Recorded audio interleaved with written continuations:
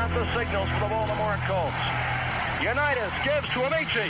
The Colts are the world champions. Amici scores. It's amazing, sensational, dramatic, heart-rending, exciting, thrilling finish in the history of college football. California has won the big game. 5 seconds left in the game. Do you believe in miracles? Yes! Unbelievable. This is Phil Steele. This is Mike Burnop. This is Wes Durham. This is Mike Ashley. Hi, this is Chuck Foreman, number 44 of the Minnesota Vikings. Woo, mercy, this is handsome Jimmy Vane, the Boogie Woogie Man. This is Coach Fry with Virginia Tech Football, and you are listening to Big Dog Sports Talk. Are you ready to rock? Are you ready to roll? Okay, let's do it. You're in the doghouse with Rick Watson on Big Dog Sports Talk, presented by Pulaski County Sports and Entertainment. Join us in the Family Fencing Studios and chime in on the McClellan Chiropractic chat line. He's keeping cool with help from Little River Heating and Air, but this show is straight fire. And now, the big dog, Rick Watson.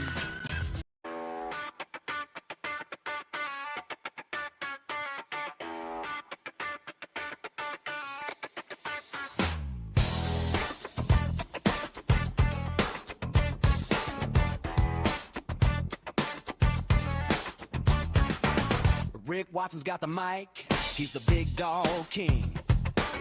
Cover sports so sharp, it's a New River thing. Virginia Tech fire, Radford pride too.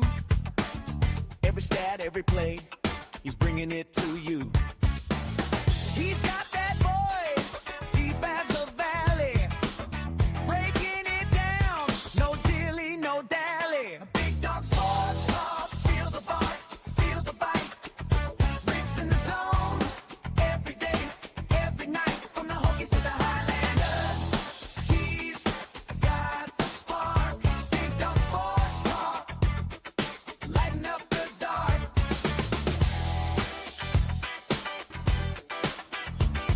Hey, good morning. How are you? Lighten up the dark indeed. We hope.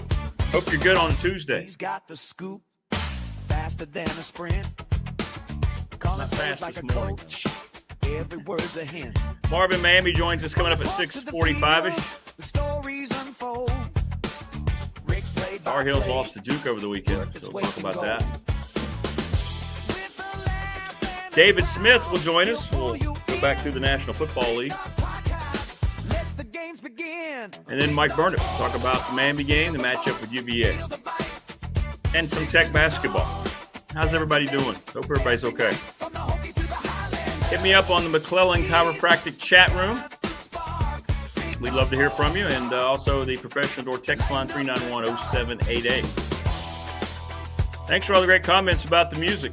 That's my own in-house band, the Electric Boogaloo. Oh my, oh no,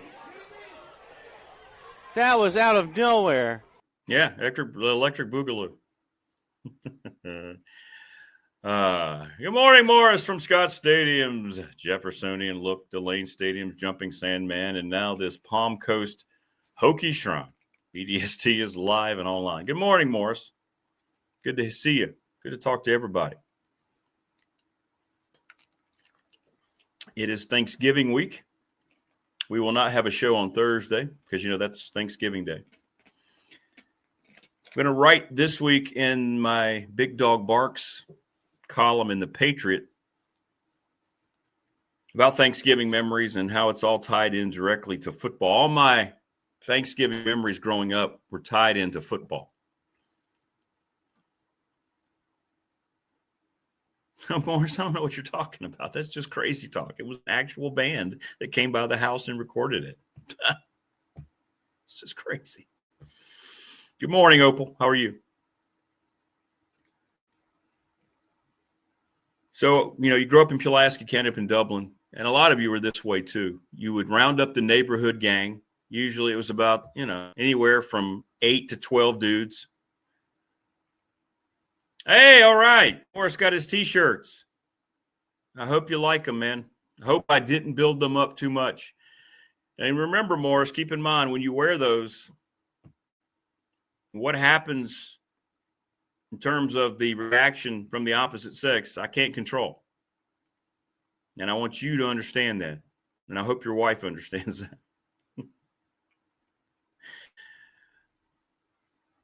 Play some morning backyard football, right? Nothing was better than backyard football games. We had no care or concern for our health. We go up there tackling each other.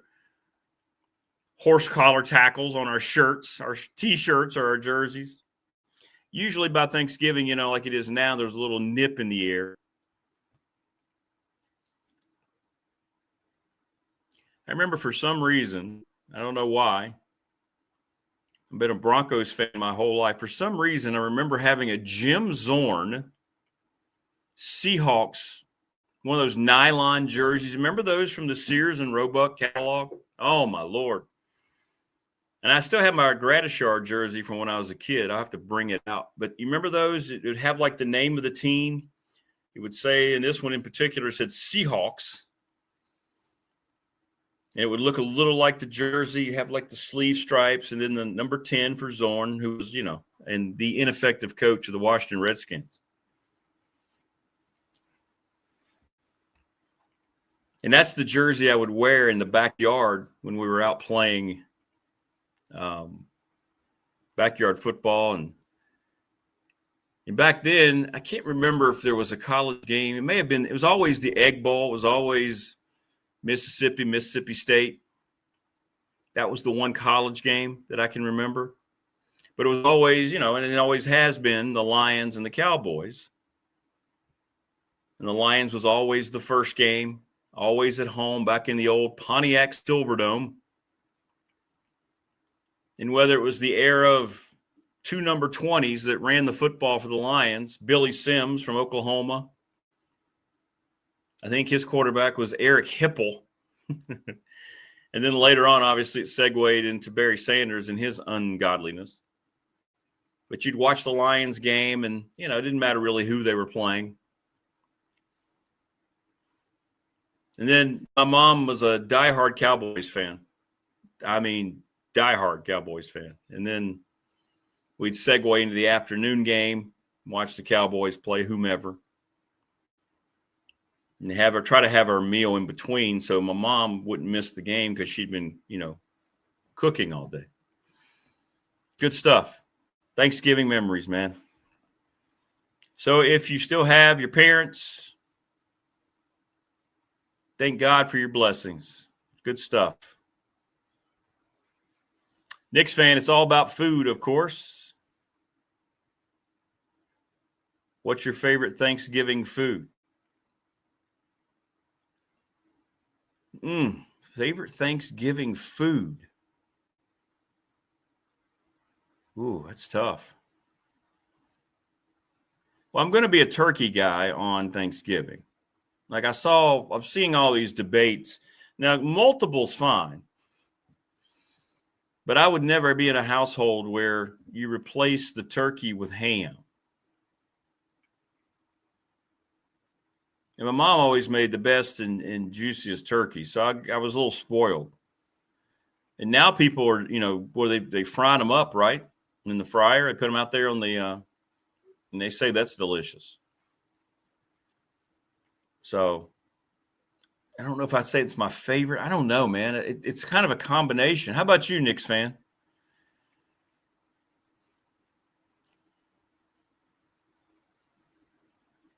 I'm going to die on the pumpkin pie hill. I know that. I know David Smith wants to debate me later about that.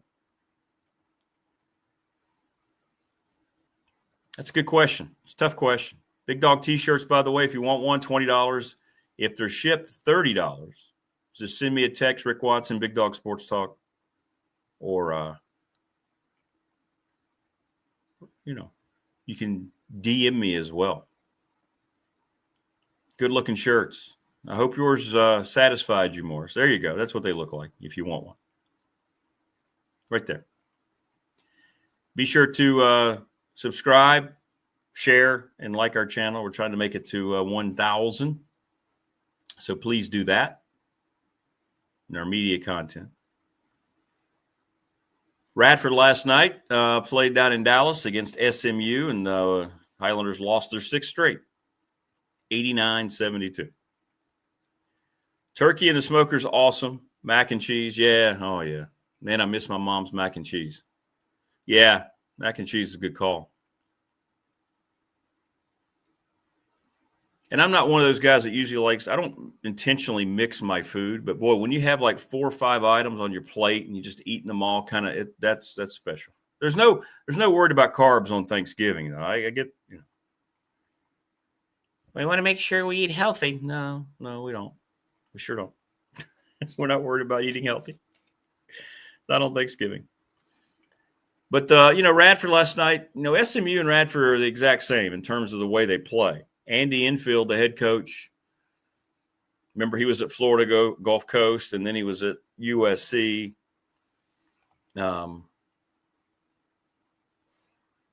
He's now the head coach at SMU, and Zach Chu was the strategic analyst for him last year. So he learned what he wanted to do, and it's clearly just an NBA style of play. I mean, I don't know how else to say it. It's an NBA style. It's running up and down the floor. It's trying to get a 3 off as quickly as possible. And neither one of the teams, and both coaches talk about it, they don't run sets, right? Opal says, I always had to watch the Macy's parade, snacking on a bowl of stuffing that her mama made. Yeah, I bet that was bad, huh? Hey, Frankie, happy the Canes won. Even happier I got to meet the playmaker and Jason Taylor. Oh, that's cool, man. Good for you. Good for you. Good morning, Stephen. Sorry about your jackets. But that's the way Radford plays. It's last night was a tough watch in certain segments. I mean, we had a span of about 4 minutes of action where there were 8 or 9 this long NBA type of threes that were shot. None of them went in for either team. It's just different.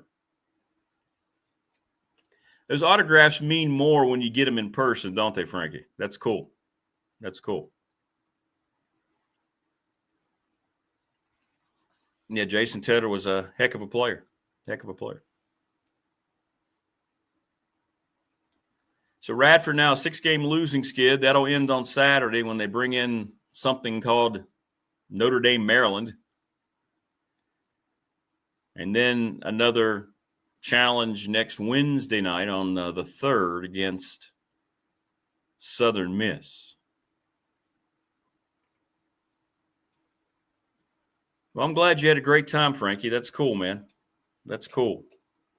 Frankie is a devoted, long-time Miami Hurricanes fan. I mean, a long-time Hurricanes fan.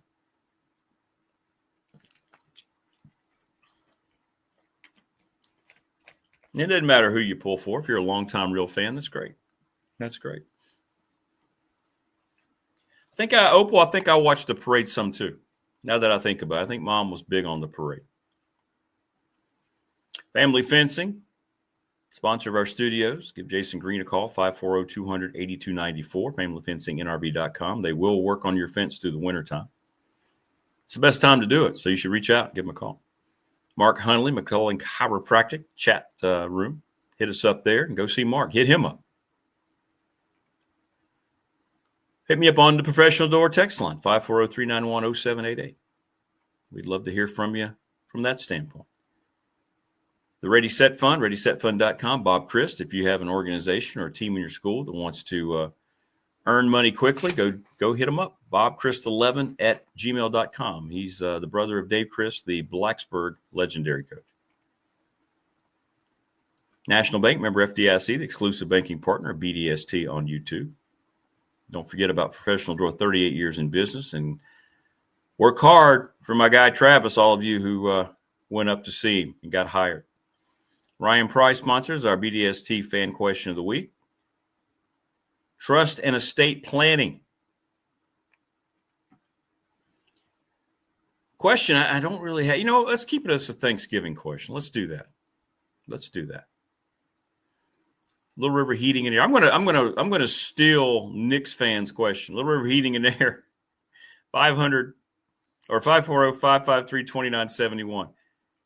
And each and every day we're presented by Pulaski County Sports and Entertainment, thanks to Jonathan Sweet and Tim Miller. So I'm going to steal your question, Knicks fan.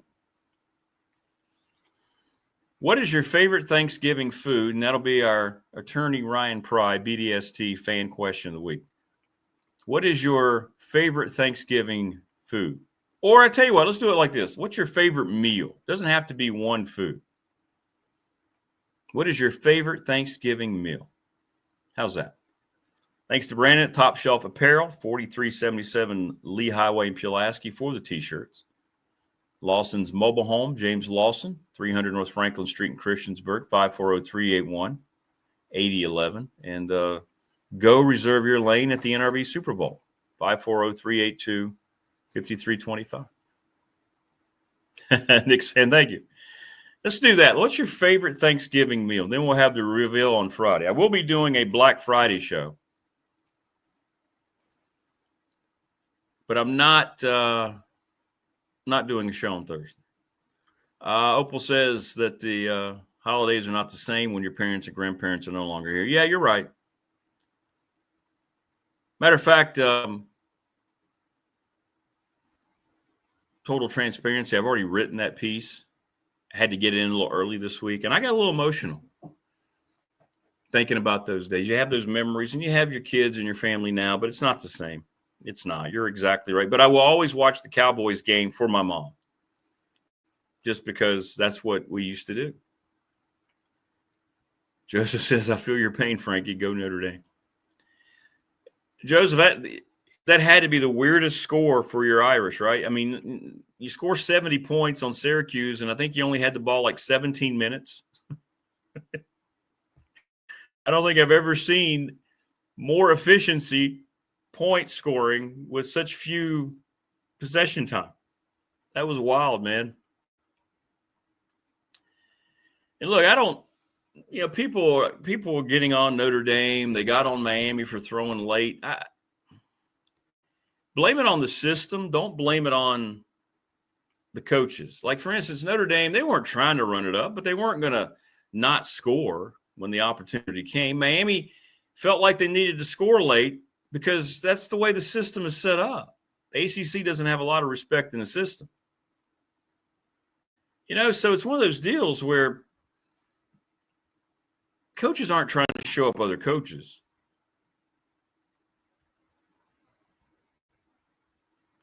Oh, and Opal, good stuff. The turkey, gravy, mashed potatoes, stuffing, and mom's corn pudding. I never had corn pudding.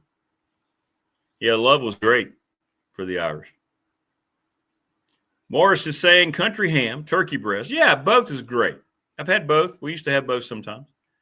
Gravy and stuffing, green beans, and whatever she made with them. Stuffing seems to be the staple, right, for Thanksgiving. Like, one of the staples. You're not going to have Thanksgiving and somebody's not going to have some kind of stuffing.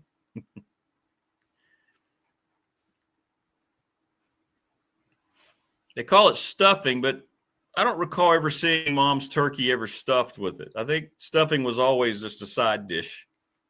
Never was utilized the way I guess it was intended.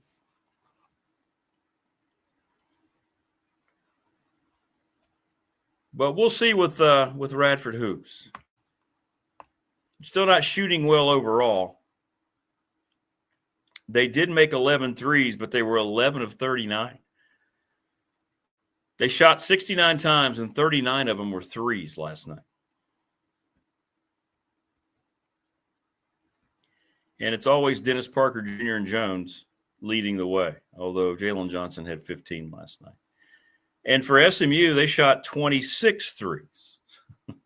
It's just 65 three-pointers last night between the two teams. Boopy Miller's a good player. There's all ACC point guard. He's the real deal. Boopy can play. But we saw more of that posturing crap from the Edwards kid, his backcourt mate. I don't understand how we've talked about this. So the Edwards kid made a three early in the game, and he's right by the Radford bench. Now, he knows Zach Chu.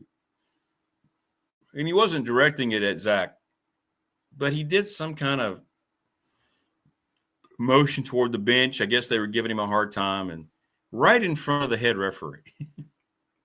So he immediately gets teed up. And then infield pulls him out of the game. It's becoming very difficult to watch. The NFL is the absolute worst about it. We've talked about this. I mentioned this last week. I don't understand how this is just so prominent now that you can't just make a play and go back and get in your defensive stance, or you can't just go back to the huddle.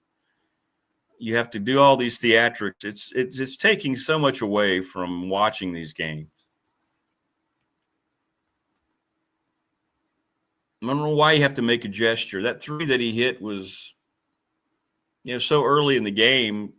It's like the 3rd or 4th shot made, and you're doing all this crap with it. It's just – but the NFL's is the worst.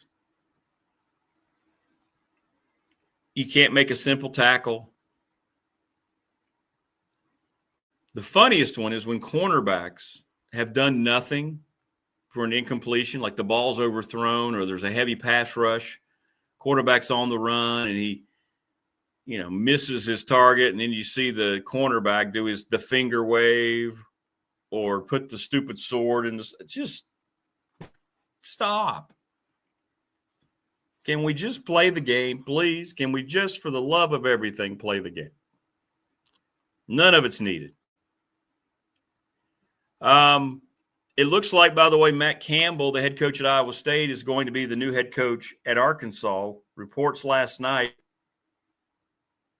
Arkansas, and this had been kind of rumored over the weekend, so I'm not really surprised. My Big Ten source still feeding me coaching info. He's going to make more than double the salary that he makes at Iowa State. And you bring that up now because it's significant, because when the huge misstep happened with Whit Babcock hiring Brent Pry, Matt Campbell was rumored to be in the mix, and he never got an interview. So he's going to trade in his Big 12 sideline shirt for an Arkansas job, it looks like. I think that's a solid hire for Arkansas. They're not a program in the SEC that has unrealistic expectations. I mean, you win 7 or 8 games at Arkansas, that's a good year. Campbell's done a good job. They haven't had a great year this year at Iowa State, but he's done a good job. So it looks like that's going to happen. It's a good point, Stephen. A lot of players care nowadays because they're going to get paid, and that's a lot of it. It does seem more prominent over the last 2 or 3 years when the NIL and payments were such a prominent thing. It does.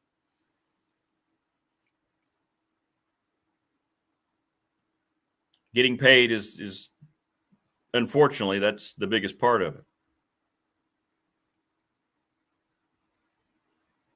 What is that? I'm just looking at this. There's a big fight last night after the game between the 49ers. Well, what is this? We got a 49er player going after.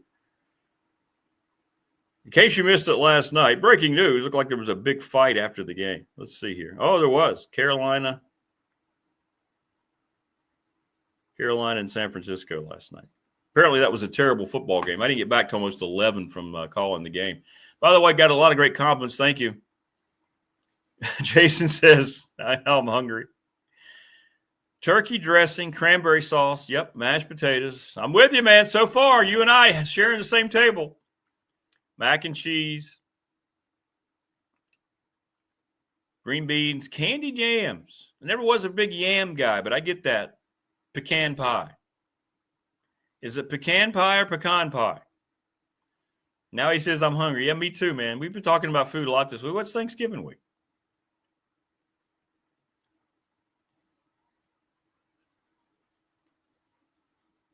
Can they be fined? No, they're not being fined yet, but they should be. Why not? This whole charade, it's like college sports is so far behind the curve. You're going to pay them like pros. They're pros, and yet there's no contracts, no employee status. Knicks fan says it's all about the threes, and it's more common in NBA than it ever has. Yeah, NBA is unbearable. It's just horrible basketball. The culture in the NBA is the lowest it's ever been. It's terrible basketball. Mid-range jumpers are gone. Yeah, and Zach Chu, Radford's coach, says he doesn't want mid-range jumpers. You watch Radford play. Tell me how many mid-range jump shots you see inside the three-point line.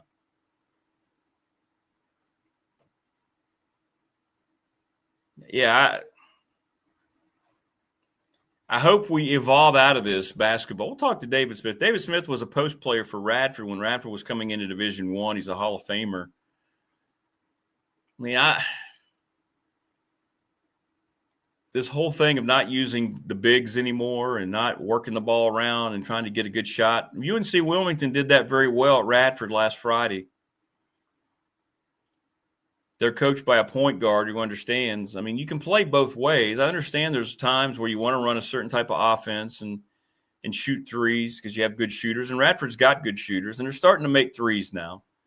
And the Highlanders are going to win a lot of games in December because they've scheduled a lot of home games against teams that aren't very good. They have a good team coming up on Wednesday of next week against Southern Miss, so the record will improve. But they've got two non-Division I games. I don't know why Radford's playing 3 of those, but they are.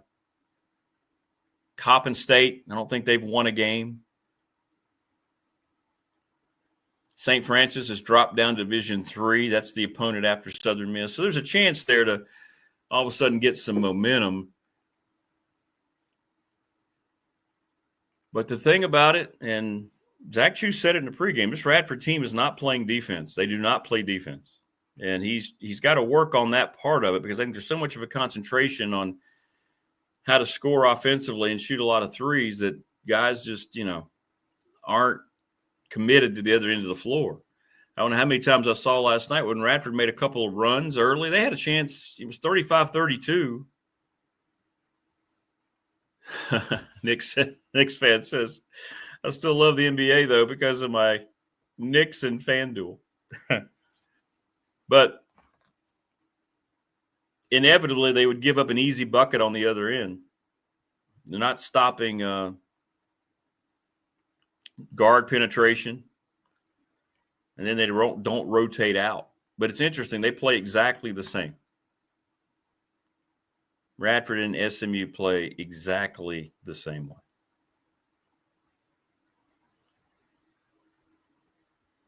'49ers had 3 interceptions and a fumble and still beat Carolina last night 20-9.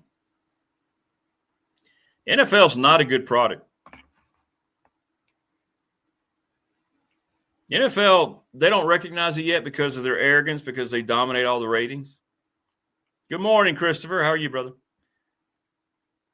But the quality of their game is steadily declining. All the offenses are the same. It looks like they're the same. Officiating is terrible. The rules are terrible. Roughing the passers come into play again. And then you have a game last night. Team turns it over 4 times and they win 20-9. What the hell happened to Bryce Young in his career? I know he got hurt a lot. 20-9. And why do you give Brock Purdy a contract that Tom Brady is worth? Well, all he is a system quarterback. He looks terrible. He looks terrible. Oh, congratulations. Opal says she won a $2,500 bet on a FanDuel bet. Good for you. Very, very cool. Very, very cool.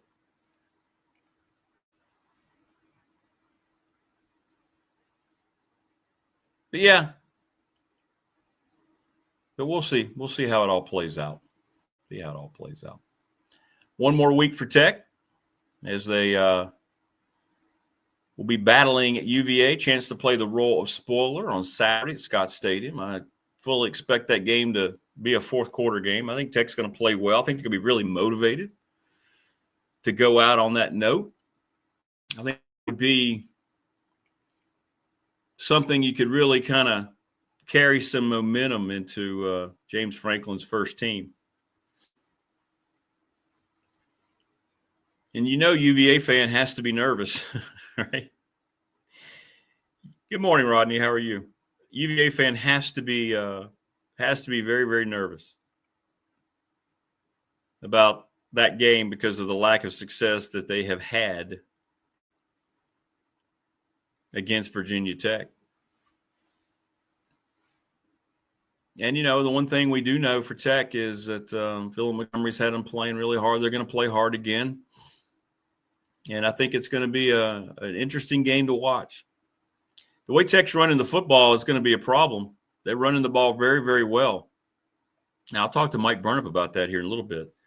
But they ran the ball against Miami like really nobody else has been. That's why that game was so frustrating. You know, they did so many things running the football. They just can't get the passing game going. And then Miami, you know, they protected Carson Beck, and he made some nice throws with the 4 touchdown passes. So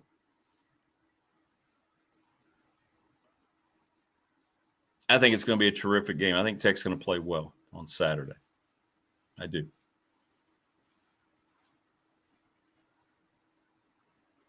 And then I know a lot of Tech fans are anxious just to get that one out of the way. I know you want the win, and then you get into the recruiting.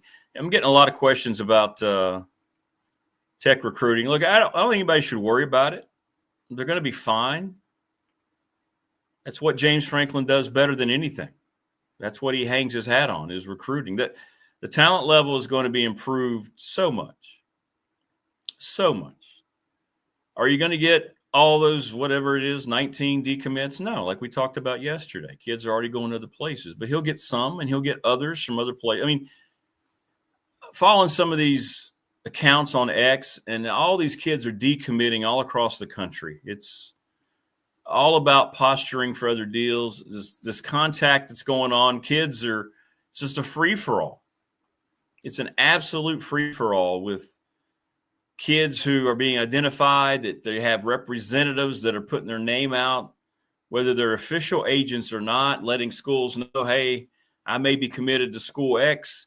And you're seeing all sorts of programs lose commitments, like Alabama, Arkansas, Georgia, Michigan. I mean, because these aren't guys that care about where they're playing. Let's just say it the way it is. They're looking to maximize their dollar value. And that's the system that's in place. I think what's going to be interesting to see the kind of money that Tech has committed toward the NIL and how Franklin spends it. It's going to be different for Tech fan. I know Brent Pry had some the last couple of years, but not like we're going to see with the new financial commitment. So I just keep trying to tell people on the text line, when you hit me up through the day, don't worry about it. You're going to see a lot of reports that are contrary. You're going to see kids that you thought Tech may have had a shot at that go elsewhere. And you're going to see kids come out of the blue that, you know, have a 4-star beside their name that are going to say, hey, I might come to Blacksburg. It's going to be fine. My next thing is I want to see the staff, the official announcement of the staff. I think that is very crucial for James Franklin. But I don't worry about their recruiting. Now, just like I told you, I didn't worry about the coaching search with Bud and Bruce. I don't worry about the kind of talent Franklin's going to bring to Blacksburg. He's going to bring good players in here. It's going to happen. That's what he's always done. Well, so was Notre Dame, Joseph. So was everybody. Let's don't isolate it to one program. Everybody was using the NIL when it was not called the NIL. That's a good thought, Brian. There should be a cap on how much freshmen can get in the NIL. I like that. I like that. Look, everybody cheated. I say cheated, and I'm not so sure now we can look at it and hold it against anybody, because the NCAA was such a hypocritical piece of crap that I don't worry about it. If everybody's doing the same thing, is it really cheating? Everybody was paying players. Yes, Notre Dame was paying players. Everybody was out making deals under the table. Blue Chips was created because college basketball coaches at the time consulted on the movie and told the producers and the directors and the writers exactly what was happening in the college basketball world.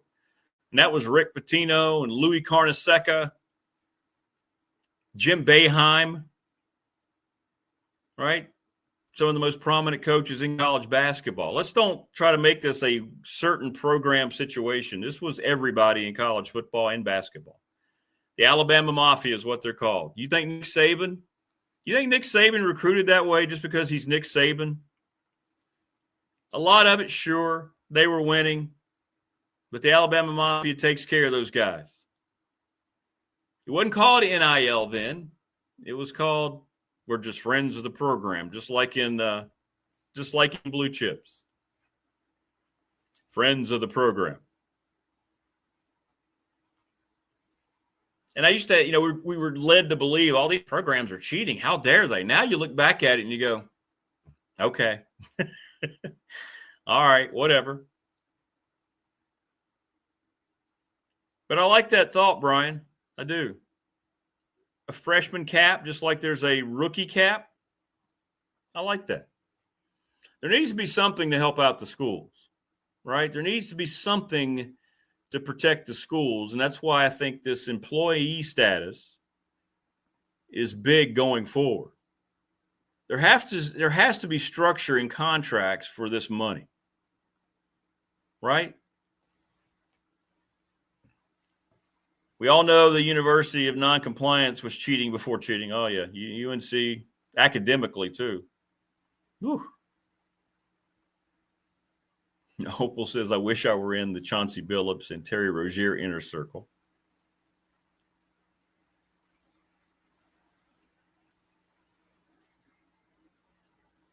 But, yeah, it happened everywhere. And, at that time, it was always presented like, oh, my goodness, these programs are dirty. No, these programs are doing what everybody else. They just weren't as careful as other programs, and then some of them got caught. Some of them got busted. That's all it was. That's all it is. And it's fine to just understand that's the lay of the land. That's the way it was. It doesn't make these coaches dishonest. They're trying to survive. They have to win to keep their jobs. And that was the whole dilemma in Blue Chips, right? With Nick Nolte's character. He never did do that before. He was facing a pressurized contract, and so they got to him, and they went out and bought players. He couldn't stand it. He had a moral dilemma. I don't know how many moral dilemmas are out there or were out there with coaches. But I think coaches, too, had this mindset all along. It's not just that they were doing all this. I think they realized players should be getting something. All the money was being kept by the institutions, the conferences, the TV networks. It was a system that was very outdated. It never made any sense. But, boy, kudos to the NCAA for pulling the wool over everybody's eyes. All the schools make up the NCAA, right? So they were all in on it. And all these conferences keeping all that money, right?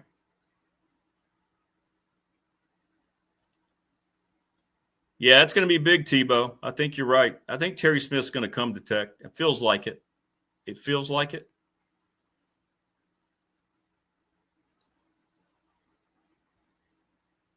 So now just everything is legal, right, with the NIL. So I look back on it now, and I don't think anything's tainted. I don't think anything should be taken away. No titles, no wins. Give everybody their wins back as everybody was doing. But just to answer, and I've gotten 3 this morning here on the text line. Tech's going to be fine recruiting. I think you're going to be very excited to see this roster and how it's turned over next year. I mean, you're not going to recognize it, and that's a good thing. There'll be some guys on this team that I think will hang on and will want to hang on. I think the young players that have been playing this last month or so, I think they've been playing really hard. Well, you know what, Paul? During that era, it was wide open. Bud Selig, go back to baseball. And that's why I've come full circle on all that. You know what, Paul? It's a great point. I'm glad you brought that up. I was always Mr. Baseball purist, right? And then they destroyed that with interleague play, designated hitter, and the steroid era after they killed the season in 94. Remember that? I'm sure most of you here do. Tony Gwynn slid home with the game-winning run in the All-Star game, and then I think the next day they killed the season. And baseball was in a lot of trouble, and I still don't think it's recovered. So then came the steroid era, and everybody was doing it. And Bud Selig and everybody involved in baseball knew it and looked the other way. The home run battle, the McGwire-Sosa drama got everything back, and everybody saw these guys. They look like the Incredible Hulk. They look better than NFL players, and you're like, Brady Anderson, for God's sakes, hit 50 home runs for the Orioles. So I've come full circle, and I used to think those guys never belong in the Hall of Fame, but I'm like, screw it. Put them in the Hall of Fame. I mean, they were already good players. Just made them super good players. Everybody had access. And then they acted like they had to crack down on it several years later after they felt like they balanced the game. That was very intentional. We all got involved in McGwire and Sosa, right? 70 home runs, whatever it was at the time, 60-some home runs.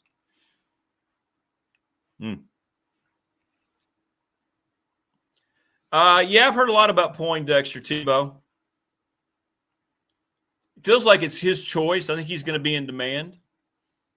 I think he'd be a terrific choice as the defensive coordinator. Anthony Poindexter knows the state. Yeah. And that's the other aspect of James Franklin's hierarchy. I'm not worried about his staff. I think he's going to have a good staff, too.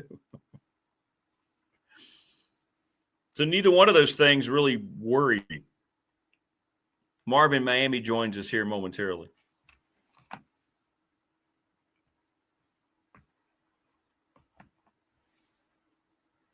So they're going to be okay. They're going to be okay.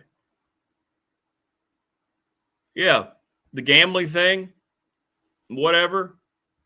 There hasn't been any proof whatsoever Pete Rose ever threw a game. Let's just get rid of all the charade that everybody in the Hall of Fame. It's not the hall of good people.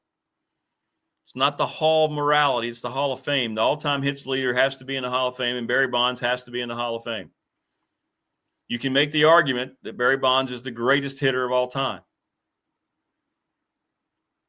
You can make the argument, right?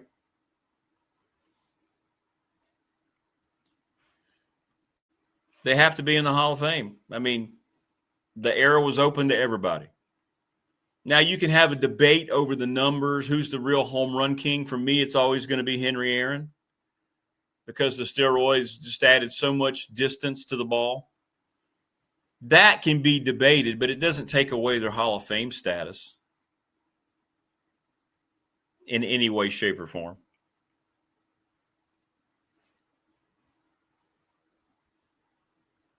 So, yeah, baseball did it.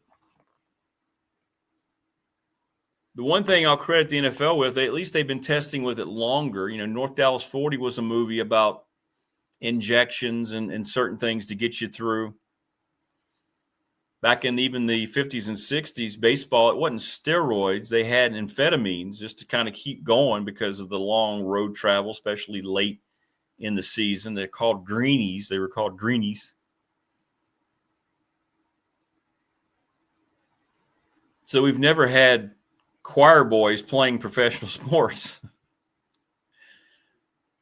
It's just now there's so much more opportunity, social media, formats like this, outlets like this, that, you know, it's now more in the limelight than it's ever been before. But it hasn't necessarily changed, right?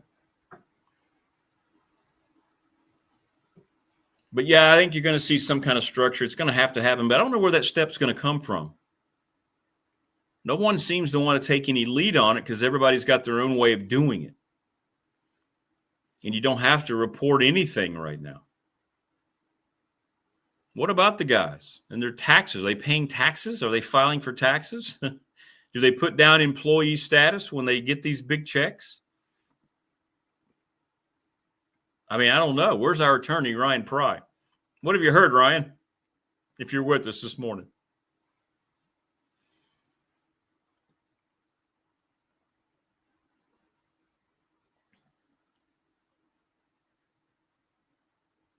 Let's see here. I think Marva's saying she didn't get the invite. Let me try your other email, Marva. Let me try that one. I just sent it to the other one, Marva. Okay.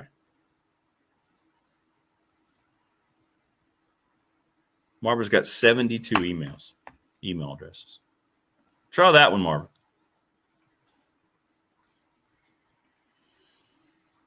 Yeah. I mean, there was famous stories in some of those great books about the Yankees, Mickey Mantle being wasted playing games. There you go, Ryan Pry. I'm here. I'd love to assume they are reporting that income and filing tax returns, but yes, it's Wild West at times. Yeah, see? Our question, by the way, getting good response already. Your favorite Thanksgiving meal? Boy, I can imagine the Thanksgiving meal that young woman cooks. Marva, Miami. Marva, good morning. What's the plan for Thanksgiving? Let's get right into it. I can't wait to Good morning. So we are doing, it's just going to be the four of us for Thanksgiving, which we've done for the past couple years. And so we're going to do it all. We have turkey, ham, sweet potatoes, all the stuffing, corn, mac and cheese. I'm trying to think if I've forgotten anything. I guess that's it. Dessert, pie. Here we go. All right. So, pies, plural, multiple pies? That's kind of ambitious. I don't know. It's just the four of us, Rick. We're probably going to have one pie. What kind? Sweet potato. Oh, here we go. Nah, David's not pumpkin. Not pumpkin. You don't like pumpkin pie at all either? Not like really, at all? No. All right, tell us about your eat sweet. it, but I just don't really. I don't know. It's just not my thing. All right, tell us about your sweet potato pie. What makes it so yummy? Why is that the chosen pie? What do you do? Let's hear it. I think it's just basically because it has a lot of sugar in it. Lots of brown sugar. I get it. Good. I get it. Okay. I mean, we're just kind of a sweet potato family. We like it. Like my husband, he loves sweet potato fries. Whenever we go out, we go somewhere. If they have sweet potato fries, he gets so excited because they're, crispy, but they're also sweet. So we're just a sweet potato family. Does he dip the sweet potato fries in something like maybe a little salty because you didn't get the sweet with it? Just ketchup, or sometimes he'll just have them plain. He just loves them. Ketchup? Yes. I know it's weird. Well, that sounds great. That's great. You guys going to have any bread? You got the brown and serve rolls? Oh, yeah. Rolls. We always have rolls. Okay. All right. Yeah. Well, that sounds yummy. I'll be there. What time are you having dinner? I'll fly down there and we'll just hang out. Between 3 and 4, usually. We try to eat a little early on Thanksgiving. Marvin, Miami. Oh, here's Rick. Hi. You can set me outside on the patio, on the deck, so I can watch warm weather and see what that looks like. Oh, yeah, that's right. It took some getting used to after I moved to Florida, how warm holidays, because it's also usually warm on Christmas. But I've kind of gotten used to it now, and I'm okay with it. All the peeps saying good morning, by the way. Good morning to everyone, and happy Thanksgiving. All right, let's get into Saturday. Oh, I know. Gosh. I was watching the end of that game just for you. I really was. And you had hope, right? When Carolina went up 25-24, you thought they were going to win? I thought, wow, if they win this, Marva's going to be so happy. But boy, the undisciplined play. Yeah. 4 unsportsmanlike conducts in the last 3 minutes? Yes. What's going on? Just ridiculous. Like, that is this late in the season. That should not be happening. I mean, it should never happen, but especially this late in the season, you're playing your rival. You have a shot, and just totally to lose it, to not have that mental focus that you need. It was just embarrassing. And I mean, I'm sure they were probably goaded into some of these things. I know how these things work sometimes. But you have to know that that's what the plan is. They're trying to make you lose control, and you have to be disciplined enough to say, no, I'm not going to do it. Or I'm not going to retaliate as bad as you might want to. You have to say no to that. And I was very disappointed. I mean, I was heartbroken over how it ended. So for Yeah. those of you who did not watch, which I can't believe anybody wouldn't watch, it's the game of the week. You know, True. I mean, come on. it was the fourth quarter, and UNC took the lead 25-24, which is amazing. You think about in the fourth quarter, Duke was up 24-10. Okay. Yeah. Yeah. So Carolina came back, and I was just so excited. And, you know, Duke was about to attempt a field goal to take the lead. It was going to be a 44-yard field goal, but instead it was a fake. And that was a good call. That was a good play. It was. I have to give it to them. It was a good play. I mean, their kicker ran 26 yards, almost ran in the touchdown. Carolina, you know, battled back to 5, stopped him at the 1, but of course they scored on the next play, and it was up. And they had a 2-point conversion. It was 32-25 UNC, and Carolina still had a chance. They had a final drive, but just couldn't get anything done. I think Gio was sacked maybe 2 or 3 times. At least twice. Yeah, maybe 3. So, as you know, maybe 3. Yeah. So now Carolina gets to finish the season at NC State playing for nothing but pride, because Carolina had to beat Duke and NC State to be bowl eligible. So, yeah, there will be no bowl game in Bill Belichick's first season. Carolina had to see Duke players celebrating on the field. They were like trash talking. Their fans were there, you know, just cheering and, you know, yucking it up. And it was very bad. It was a very traumatic thing, Rick, and I am still trying to get over this. Okay. You could go back-to-back weeks and lose to the 2 big rivals. I know it could be. I mean, if you want to go back to Wake, I mean, it could be, you know, a trifecta there. So I am hoping that Carolina will show up. I mean, Belichick has talked about this rivalry with NC State, and he knows it's a big thing in football. And I don't know, like, what do you do? So like I said, playing only for pride, nothing on the line for the Heels. But I hope Carolina will beat State on Saturday, because otherwise I'm going to hear about it, and I don't want to. I do not want to hear about it. I don't want to see anybody talking about it online. So I'm hoping that Carolina can come out and win, because, you know, the thing is, Rick, as bad as Carolina looked at some of the big games early in the season, the team has improved. And they have. They really have. I would like to see them, you know, pull it together and beat NC State on the road. And that kind of gives you hope for the next season, right? So I just... It does. Do you think Bill will stay? Do you think he's really committed? I can't really tell. Some weeks I think he is, and some weeks I think he could just walk off and go away with Jordan to some, you know, strange island somewhere. I think that he wants...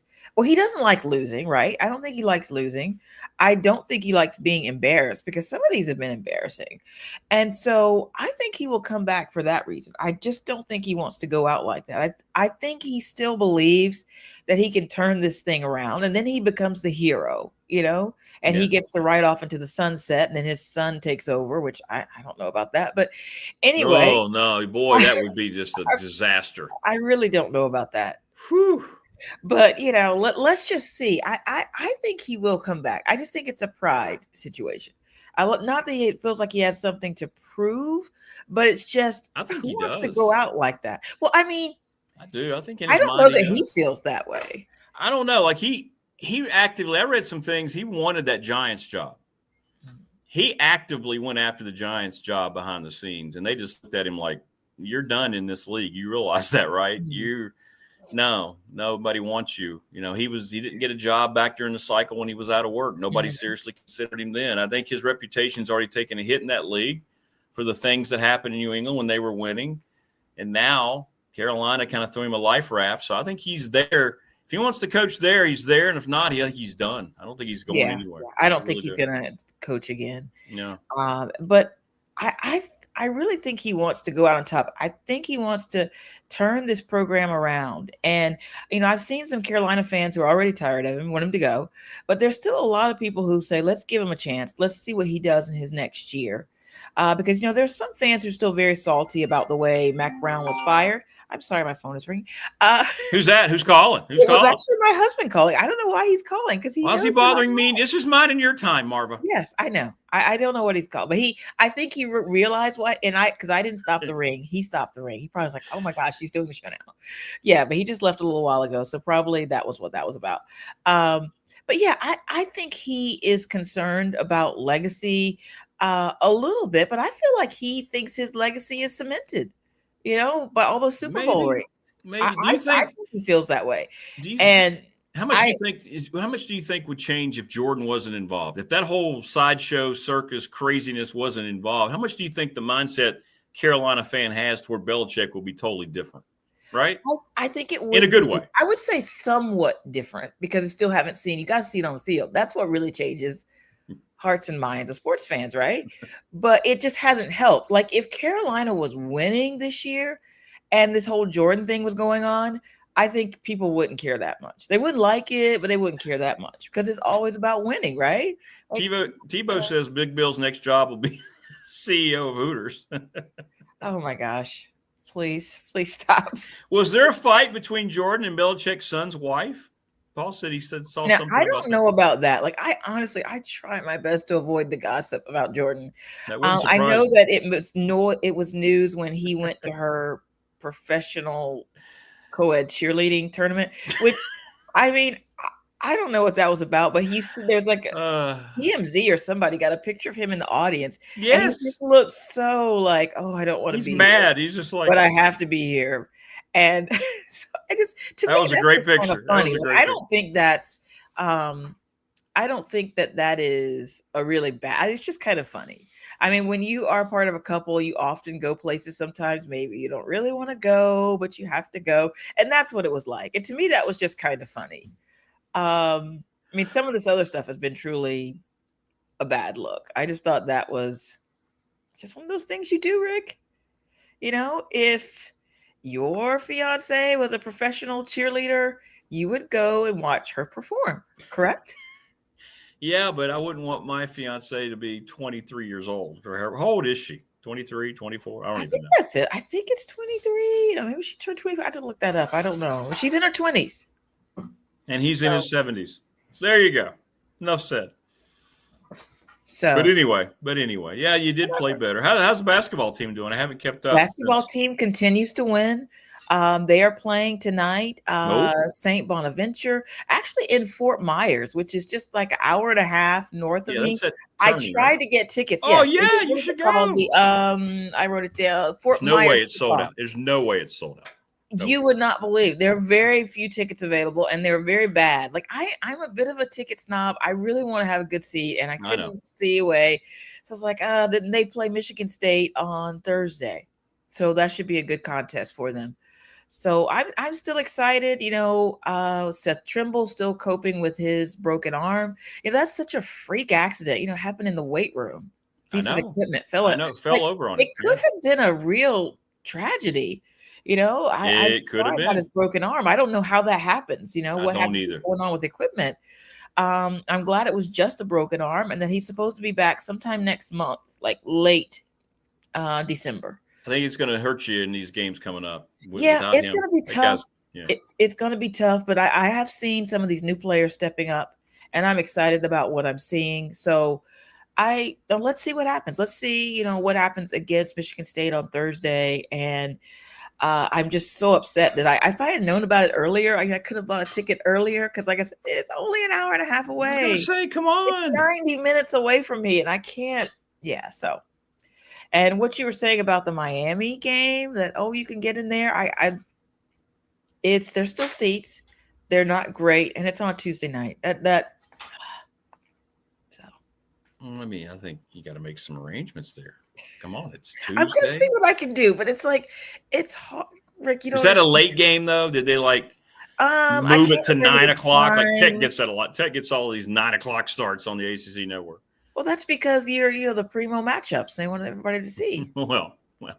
Prime time.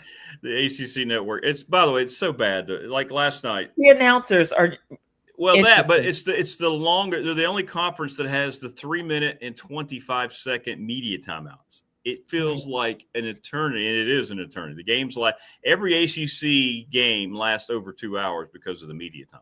It's ridiculous. Yeah. But what can you do? You got to get that ad revenue in there somewhere. That's what they're doing. All right. Yeah, So no doubt about it. We talked about there have been some Carolina football games this year on the CW. And to me, that's always very interesting. Like, I don't know if you've had any Tech games on the CW. Yeah. But it's just interesting, to watch this and, that your team should be on ABC. That's what should be happening. So it's just, it is what it is, Rick, right?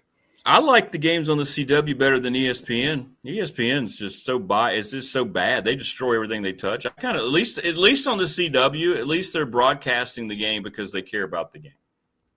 Well, I mean, it's just when you see these matchups and they get relegated to odd channels or weird times, and that it's a game everybody wants to see. I mean, everybody wants to see UNC. Everybody wants to see UNC football. Everybody wants to see Tech, right? Yeah. Especially next year. Tech is going to be a national interest next year. I'm so excited for Tech for next year. I hope that all the fans are excited. This is the time for that excitement. They can start grumbling next year, but I hope everybody is, excited right now to see what happens. Because I'm pretty sure. Doesn't UNC play Tech next year? Because it's been a while this year, so hopefully they play. Yeah, they will. I think they will. I don't know. Should be exciting. Should be exciting. Yeah, I don't know. The schedule probably isn't even out yet. I don't know, but I just know Carolina hasn't played Tech. It seems like in a while. Right. It seems like a long time. Yeah. I hope so. I hope Bill gets to come up here. That'd be awesome. So you can maybe interview Jordan. Yeah, it'd be great. Get her on the show. Yeah, that would be nice. Maybe she can do a couple cheers for us. That'd be awesome. Oh my gosh. Yeah. She can just do the whole routine. Please don't. Who knows? They may not make it to next season. It feels like that's going to be. I'm not wishing the inevitable end, right? But either they don't make it or they're engaged. Oh, it's one or the other. I don't think that's ever happening. They're engaged. It could be. Brandon says things have happened, right? Brandon says VT by 40 next year against Carolina. Ooh. Oh my. Okay. There you go. Okay. That's just someone who is, maybe they're in the holiday delusional. They're into the holiday cheer early. I don't know. Okay, so I'm gonna be nice holiday season. Okay, we'll see. Yeah. We shall see. We shall see what happens. But anyway, listen, I hope you have a wonderful Thanksgiving with your fam. Enjoy the foods. I know you will. And enjoy the holiday. You deserve it. Same to you. You too. Yeah, I will. I'll do my best. And yes. Have a great day. All right. Take care. Okay. You too. Bye-bye. Marvin Mammy. We love Marvin Mammy. He used to call her husband. Delusional's a little harsh, Brandon says. Coach O'Mation texted, watching games on ESPN after the first quarter, like watching Sports Center. Talk about everything except the game. Yes, sir. Yeah, no doubt. It is such a self-promotion. Happy Thanksgiving, Coach. Thunder. NRB Thunder. Thunder. Worst song ever written. Whatever song that is. Thunder. What song is that? God almighty. They played a lot at Radford events still. Sorry. The problem with NCAA teams playing better at the end of the season is the portal, and the losing already has them in the mindset of moving on. Oh, yeah. The losing and knowing that if they've played well, they're going to get a good payday somewhere else. Thunder by Imagine Dragons. Brandon knows because he's heard that a lot in the soccer stadium at Radford Cup Stadium. I think you can make the argument that's the worst song that's ever been penned. Tebow says, delusional spot on. I had a Tech fan. I saw that too. Andy Bitter actually texted, hey, let's go do it, Tech. Chip Kelly would be the new OC. Chip Kelly left Ohio State to get back in the NFL, and he got fired. And his associate, assistant, whatever he was, got fired. Chip Kelly was failed coach at UCLA, I guess you can say he rebuilt his reputation a bit, maybe with Ohio State, but how much of that's because they have arguably the best players pound for pound in the country? I saw that too, Tebow. No, you don't want that at all. James Franklin's not doing that. No chance, no how. Sorry. I saw that too. I actually had a text message about that. And I quickly said that would be a terrible idea. No. I don't think the guy's that good, and he's got way too much baggage. You don't want that on your sideline while he's up top in the press box. You don't want that in your program. Boy, Chip Kelly fell like a stone, didn't he? An anchor at the bottom of the ocean. Whew. Remember when that guy was cutting edge? I remember when he got the UCLA job, they outbid several other big programs at the time. He failed miserably, didn't want to recruit, put himself ahead of it's just terrible. Just terrible.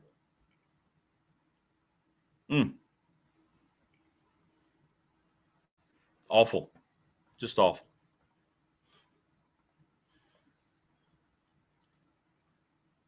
But yeah, Carolina, that was a good game, actually. The end of that Duke-Carolina game was a good football game. Really good game. And in the end, Carolina couldn't get it done.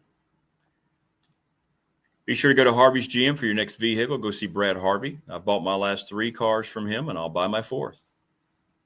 No pressure. He wants to help you. Lawson's Mobile Home Supply since 1997. Give James a call. They specialize windows, plumbing supplies, installation, 300 North Franklin Street in Christiansburg. Thinking we're going to do the BDST party at the NRV Super Bowl when we have it. Think that's going to happen. Go Bowl. It's a great atmosphere over there. The NRV Super Bowl was a lot of fun. Terry's done a great job. No chance. Chip Kelly will never be welcome back into Westwood. He burned every bridge there. Chip Kelly's days as a head coach is over. I don't know. UCLA is probably all in on Jed Fish, the Washington coach. I don't think Chesney's going to go to UCLA. I think that's kind of filtered out. I questioned that from the get-go. Mark Hundley over at McClellan Chiropractic, right off of Peppers Ferry Road, sponsor of our chat room. Mark is the best in the business, the best chiro out there. Let him pop you back into good health, man. December's when I'm going over there, by the way. Morris says, keep Montgomery as OC at Tech, hire Todd Grantham as DC. Have Brent Pry bring coffee to staff. Well, Todd's going to get a job somewhere. Don't know where. Ready, Set Fund, ReadySetFund.com. He'll tell me, though, when things start heating up. Reach out to Bob Christ, Bob, BOBCRIST11 at Gmail. Floyd County Girls Softball Team raised $4,000 in a week using the Ready Set Fund. Enough said. Professional Door Incorporated, residential commercial car doors, garage doors. Sorry. Got home late last night after the game. 38 years in business. Congratulations to Travis keeping his dad's business legacy alive, and congratulations on the full staff now, Travis. You're the best. Hey, good morning, Prometheus. What's shaking?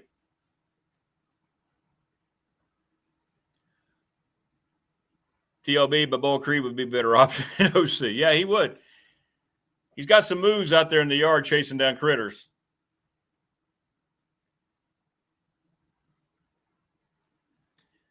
Yeah, Penn State didn't have anybody in mind. I agree with Paul and Prometheus. I don't know what they're going to do.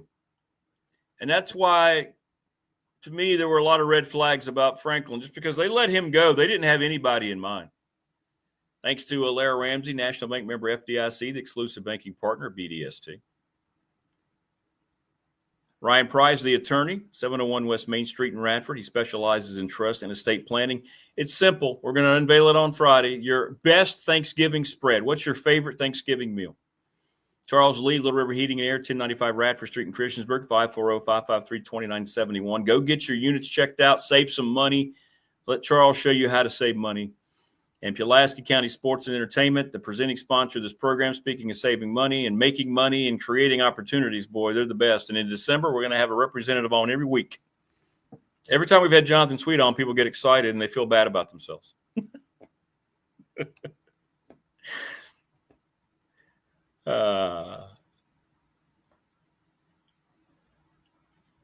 Penn State fans want Terry Smith to keep that job. The athletic director can't stand the idea. Yeah, the AD there is very interesting. Oh, thanks, Louise. Good morning, Louise. We love Louise Baker. She's part of my family, and she's going to be giving away women's basketball tickets here on the program coming up. Louise brought by her calendars yesterday. I love those things. And Louise, of course, will be sponsoring the Mike Burnop segment here in hour number 3. Yes, Ryan Silverfield's name is starting to be thrown out there even more. Yeah, the Memphis coach. We talked about him really early in the tech process. He was one of the first guys that I know that – remember when and I don't think they talked to 20 guys seriously. I don't know what it looks like. But remember when Bruce Arians said they talked to all these guys? Silverfield was one of those that they were interested in. Because you can't leave any stone unturned, right?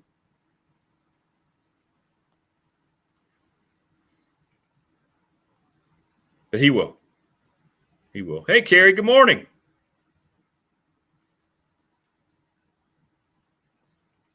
She doesn't think Daniel Jones needed the hype. Yeah, Daniel Jones has turned his career around in Indy. Crazy. Good stuff for him. Good for him. Good for him.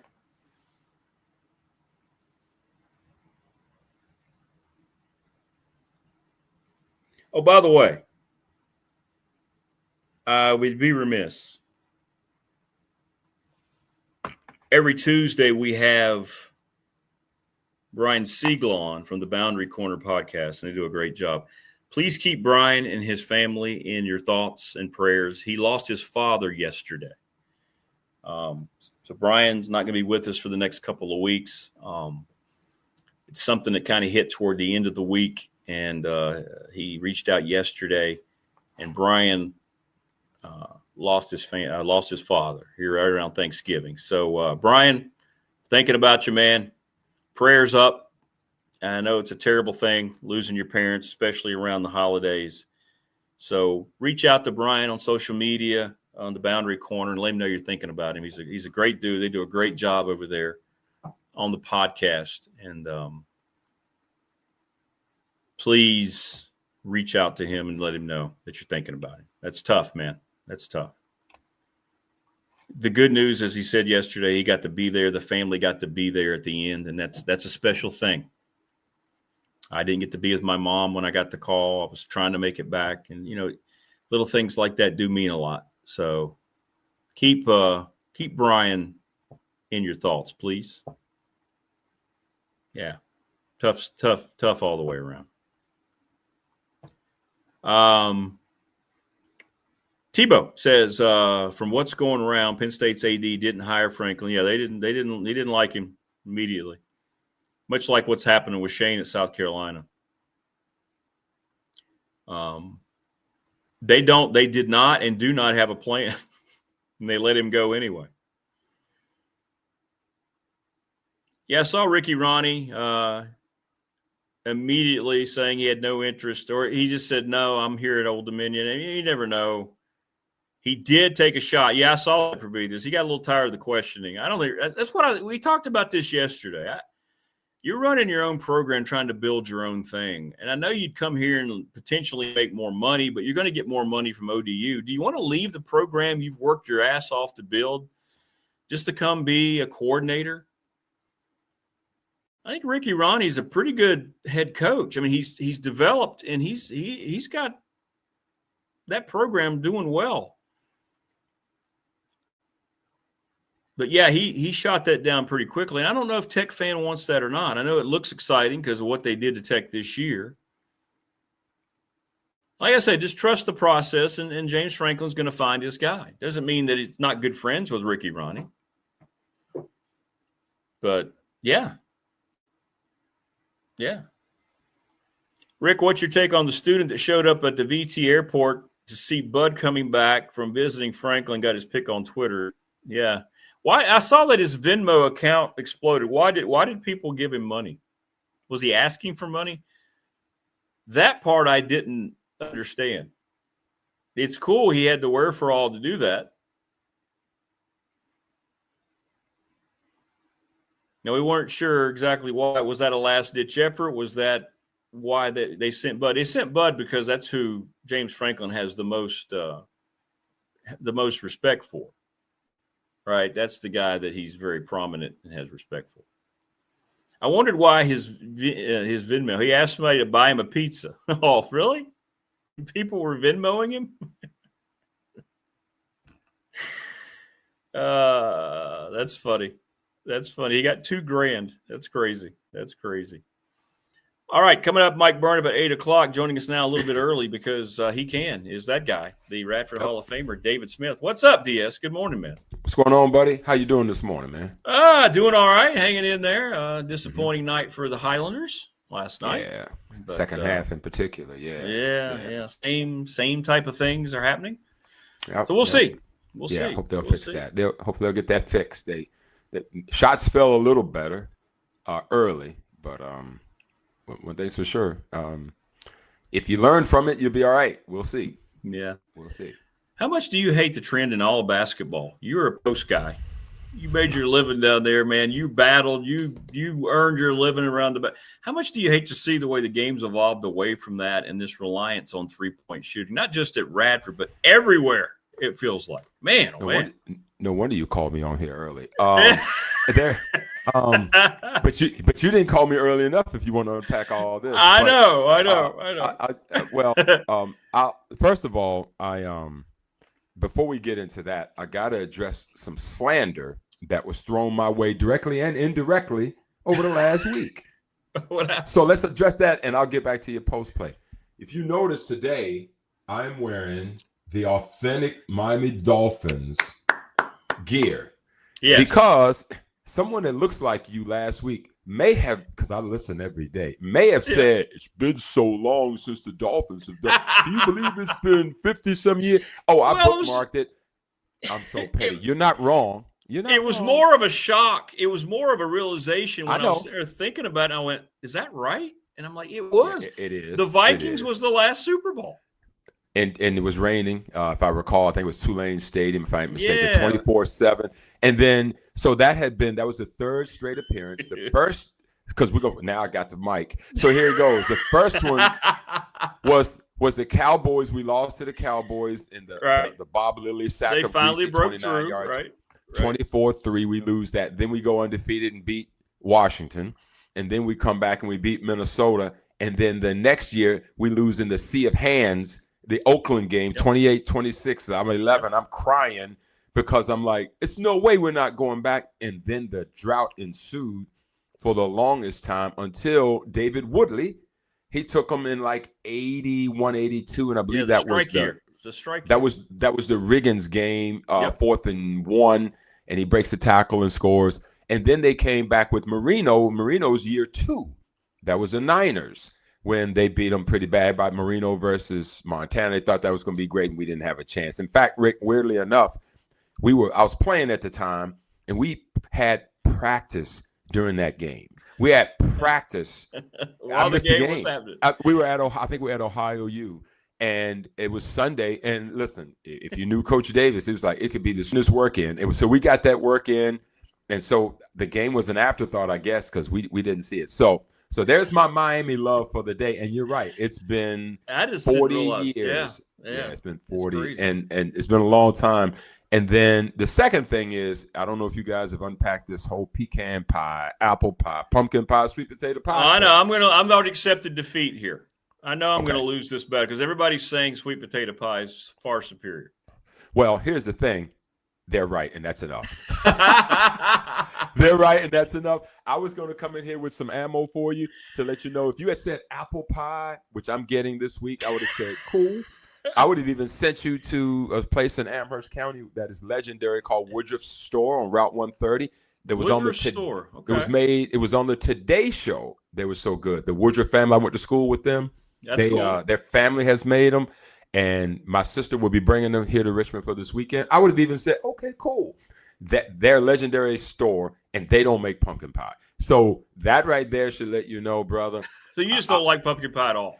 Oh, not at all. Not at all. Do you use the real pumpkin? Is that how do you make it? No, it's the stuff it's a pumpkin pie mix. Yeah. I'm telling you, if you had a piece of the Crackle Barrel pumpkin pie, I think you would at least try it. You're the kind of guy that'll try something. I'll try it. Yeah, I'll try it. I'll just want to see what all the hype's about. But what I'm also going to do is I'm going to turn you on to some real sweet potato pie, and then I can't wait till you come on here and hype. You'll understand what the noise is about. Will you tell Pebbles to bring me a slice at the Southern Miss game? I will tell Pebbles to get you some. If not, then soon you will get you will get your sweet potato pie and understand what all the hype is about. Okay. Now that's fair. Back to the post play scenario you were asking about. It's Rick is such a dinosaur now. There are times when I watch the game, I feel like I'm watching a tennis match, and this is no shot at it. It is this end of the court shoot a three, that end of the court shoot a three, this end of the court shoot a three. I've seen players have drives to the basket unabated. It happened all night last night. And they're just saying that can't be the play. Throw it back out. The one play that I think is good that the game has evolved into, but not all the time, is if a small person gets an offensive rebound. Back in the day, you'd be like, try to go up and get the foul, get your 2 free throws, put them in a situation where their player accumulates fouls. Now, if a smaller player gets an offensive rebound, it's an immediate 180 turn, look for a shooter to spot up and get a quick 3. It reminds me, Rick, of why in the world is everybody going for 4th down in the NFL now instead of taking the points? And you and I have been on this since we started this program. Every time. I'm going to bleed internally to death if I don't start seeing people go, you know what? It's 4th and 3. You haven't gained yards on the previous 3 yards, but you just 3 plays, but you decide you're going to now come up with a brilliant play. No, you're not. Kick the field goal. Kick the field goal, please, and move on from it. And Dallas got away with it the other day in their game. They did. And it was 4th down, and they decided not to. And fortunately for them, the Eagles complied and gave them the ball back in short order. But, Rick, I am all about it. The basketball has morphed into just a whole different looking thing, the whole risk reward of shooting the threes. I don't mind you shooting the threes. I just like to see you make the threes. Now, if you're making a lot of threes, that's fine. But, Rick, it's become they're going to shoot them. They're going to keep shooting them until the arm falls off. What about the nights when it's not working? It's like in football. We're going to throw it. We're going to throw it. We're going to throw it. How about running it? You know what I mean? We've tried this and it's not working. I love to be able to see the pivot, draw fouls on people, get people in distress, make them have to go into their bench. But yeah, I watched a game recently. I'll leave it nameless. The entire game, I saw a team not feed the post one time, not have a guy demand it in the post or feed the post. I'm sure it just got away from them. But I can't even imagine that you don't at least throw it in one time to activate the defense to make them do something different. So, yeah, I'm dying about it.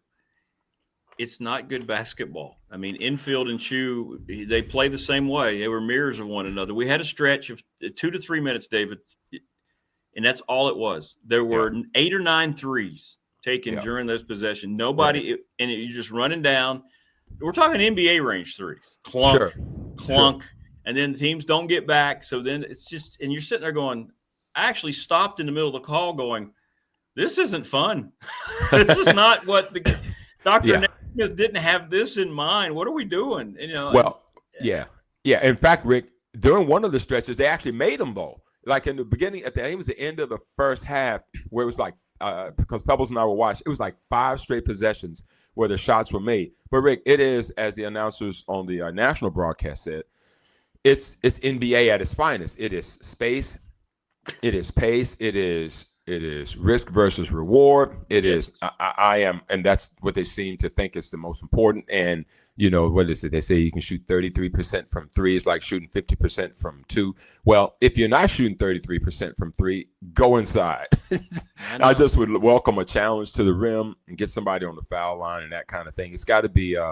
It's.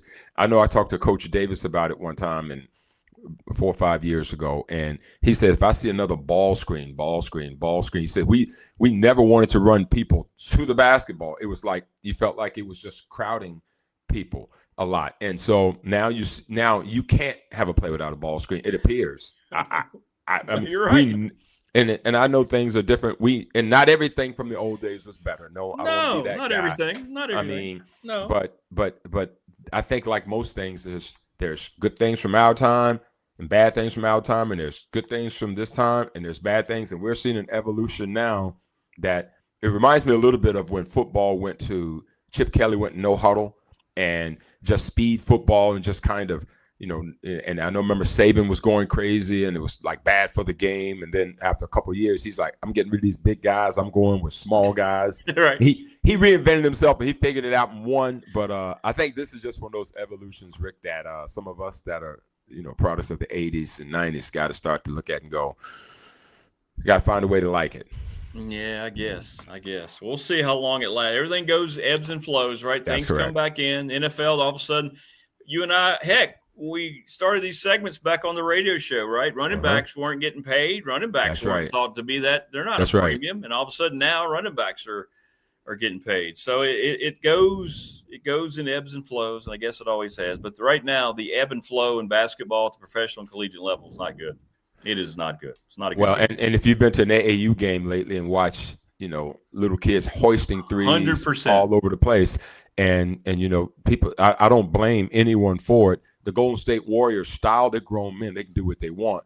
But they got it going. Yep. It's certainly more people who were small into being able to have a place in the game. I'm for that. But like anything, Rick, I'm not for excess in anything. And so that's kind of where we are. That's probably where I am with it. It's the excess part of it more than anything. Not the fact that it's a 3-point line. I think that's fine for the game. Maybe move it back. But I think the excess in it, and I don't know how you put that back. It's like saying you shouldn't run the football too much. You know what I mean? So it's really no way to fix that. No. Well, let's look at the NFL this past week. We go back to almost a week, last Thursday, and the Bills just aren't good. The Texans shut them down, and they've got Josh Allen. They have little else. They have an inconsistent defense. The offensive line hasn't been great. They have a good running back. They don't feature him enough, in my opinion. No. Maybe that, I don't know. Buffalo, is the window closed on Josh Allen being a championship quarterback? I mean, is it silly to ask that question? I don't see that at all from them right now. They probably look at last year and say to themselves, we should have taken more advantage of the fact that we had that opportunity. They didn't see Mike Vrabel coming. They didn't see this Patriots team reinventing themselves and being a thorn in their side moving forward with a quarterback who's younger than him and a coach who's hungry and the team that's sitting with 10 wins in the NFL quicker than anybody. And I think if you're Buffalo, what do you think Buffalo's record would be without Josh Allen, Rick? Oh, right. 2 or 3 wins. That's two it. 2 or 3 wins at best, and probably all those would have to be at home. And even with that, Miami handled them a couple of weeks ago. And listen, we know Miami struggles, but Miami put together a game that was a thrashing, and I watched 100%. all that game. It was a 30-13 game, and it might not have been that close. They wore them out on both sides of the ball. And we're talking about Miami, not the most physical team in the land, but they handled them in Miami, and it wasn't like 150 degrees. It was just a warm day. So, Rick, I agree with you. But the team you and I have always liked a lot are these doggone Houston Texans. They are a team that you don't want to deal with, especially in Houston. But you really don't want to deal with them anywhere because they've got a defense that are headhunters. And they were handling Josh Allen. I think he was sacked 8 times in the game. He got banged up and beat up pretty doggone good in the game. He's a trooper, though. You can't knock that guy. I don't think he's missed a start. I can't recall that he's missed a start in his career. If so, it was very, very early and was very, very quick. And even with that, 253 yards. But, Rick, here's his problem, too. He's having to do so much. He's now gone back to turning the ball over like he did in those previous years, which prevented him from being thought of as an MVP and prevented him from being the guy that they thought could elevate his team. But my God, he's having to do everything. But watch this, Rick. Early in the game, like you said, James Cook was taking over, and they forgot about him. Why not feed him? I don't understand. Rick, they forgot about him. He ran for 116 yards on 17 carries in the game. And every time they feature him and take pressure off of Josh Allen, they have the balance they need. It works. And by the way, they need to hold the football a little bit because their defense is an afterthought right now. And that's a little bit of the problem, too. But let's give credit to Davis Mills. Exactly. And Rick, that guy, I mean, I'm sure they're going to love having C.J. Stroud back. I know they are. But are they? I don't know. I'm just saying. I'm a C.J. Stroud guy. That's your guy. I know. But he's changed this team. He's changed the team. Davis Mills. Is this one where you say, maybe you need another week to get better, right? You make sure you're feeling better, CJ. Just kind of rest. Yeah. We want you back 100%. Find that toe or whatever. Find something else. Let's go hit him with a hammer and make sure he's all right. So meanwhile, they're going crazy. D'Amico Ryans has got them playing as a top-ranked defense along with Cleveland and the NFL. They are doing their thing, and your Broncos. So Houston, all of a sudden, after I think it was an 0-3 or 1-3 start, they're 6-5 right now. And Jacksonville, they're coming. And so they win that game. Now, here's the deal. Houston's now going to play the Colts, the 8-3 Colts on Sunday. It's some real good matchup Sunday. So 6-5 Houston at the 8-3 Colts on Sunday. And here's Buffalo. Now you got to go play Pittsburgh. Pittsburgh's coming off of that tough loss from Chicago with no Aaron Rodgers, and we'll talk about that in a moment. The 6-5 Steelers. And if you're Buffalo right now, you are in a situation where I've got it written right here. You are currently the 7 seed. The 7 seed. That means if the playoffs were today, they would be going to play who? Rick Watson's Denver Broncos in Denver. That would be opening weekend of the NFL playoffs if the season ended today. That means if they lose the next game, they're teetering on not making the playoffs after dominating the AFC East for all these years. And so if you're Buffalo, it's getting late early now. And Rick, this is Thanksgiving weekend. As we know, now we start to pay a lot of attention to these playoff brackets. Well, and speaking of playoffs, the Bears are feasting on a last place schedule. And I watched them. They're so unimpressive. The quarterback is 32nd in the league in completion percentage. Caleb Williams, the defense is making plays. They run the ball okay. They don't necessarily have a dominant running game there. I mean, the former Rutgers star, Kyle Monangai, is their lead back now. They do have quite a few weapons outside, but this is a team that's, they took advantage of Pittsburgh without – just not the same. I'm sorry that, But Aaron Rodgers has got to be playing and healthy for Pittsburgh. They can't fix their backup situation there. But here are the Bears, 8-3, and every time I watch them, I'm like, how did they win that game? Makes no sense. It makes no sense. It makes no sense. How are they leading that division with the Packers? I don't know. The Detroit Lions. It's not going to last, I don't think. But yeah. Well, I think it may not last. But the one thing I like, and you and I have talked about this, what I love about the NFL more so than college football is this isn't a beauty contest. The measurement of where you are in the National Football League is about winning the football. It's your record. Yep. And so whether you get a bad schedule or a fourth place schedule because you're a fourth place team, we know that from year to year in the NFL that can change. So if you're the Bears, if someone said you'd be 8-3 after 11 games this year, we probably at the beginning of the season would have said ain't no way they're going to do that. But here they are at 8-3, and I'm with you. Has it been impressive? Not very. But where are they? Top of the division, because it's not just about what you do. It's about what the other people in your division do. And guess what NFL also makes sure you do? You're going to play them twice. So that means that if you really don't like them being ahead of you in your division, you'll get a chance to do something about it twice. And so that's going to be coming up for Chicago. But you're right, Rick. They're 8-3. They're 4-1 at home, and they don't have impressive anything other than the fact that Caleb Williams isn't throwing it to the other team as much. And that's all they're needing from him. Sure. He's not throwing as many interceptions. And so guess what, Rick? They say, especially during the postseason or when you're trying to get to it, turnovers count double down the stretch. And so right now, Chicago Bears sitting at 8-3 aren't going to apologize for it, nor should they, just like your Broncos shouldn't apologize for it, because somewhere along the way, if you get confidence, then when you play a good team, if you're at home, you might find a way to beat them. And so meanwhile, for Pittsburgh, a lot like Josh Allen, no Aaron Rodgers, no real chance. And I don't even think he's playing great this year. He's playing off of 1 foot, clearly doesn't want to get hit anymore. The Steelers are in a situation at 6-5 where they've lost their ability to stay atop of that division. All of a sudden, the Ravens came on and took that from them. So now they've got to play Buffalo on Sunday, like we talked about, in a desperation 425 game. That game's going to mean a lot. The loser of that game is going to really be in a pickle because the schedule's not going to get any lighter coming down the stretch. And as we mentioned, the Bears, I think we're going to find out this week, Rick. The Bears play the Black Friday game at Philly. That's Friday at 3 o'clock on Amazon Prime. A sneaky good football game. I know a lot of college rivalry stuff's going on. Make sure you don't forget that game. Bears at Eagles. The Bears win that game, Rick. When we get on here next week, we're going to have to talk about them being a little bit more, even if they win it by a point, we'll have to take them serious if they can go to Philly on a short week and win that football game. Well, the next game we talked about, and I believe I made the statement, well, the Chiefs are going to win because the league doesn't want them to be 5-6. The Bills get hit with 12 penalties, 3 roughing the passer calls. All 3 were ridiculous. And the Chiefs got the same type of advantages that they got during their Super Bowl years. It was embarrassing. The league is embarrassing. But anyway, Chiefs win in overtime. And the Colts, I thought they were a fraud from the get-go because of their schedule. And I think they're going to continue to have a dissension.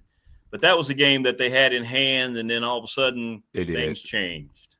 Well, it did change, but 3 3-and-outs down the stretch didn't help them either. And finish the football game, Rick. We saw the same thing happen with the Eagles, and we'll get into that too.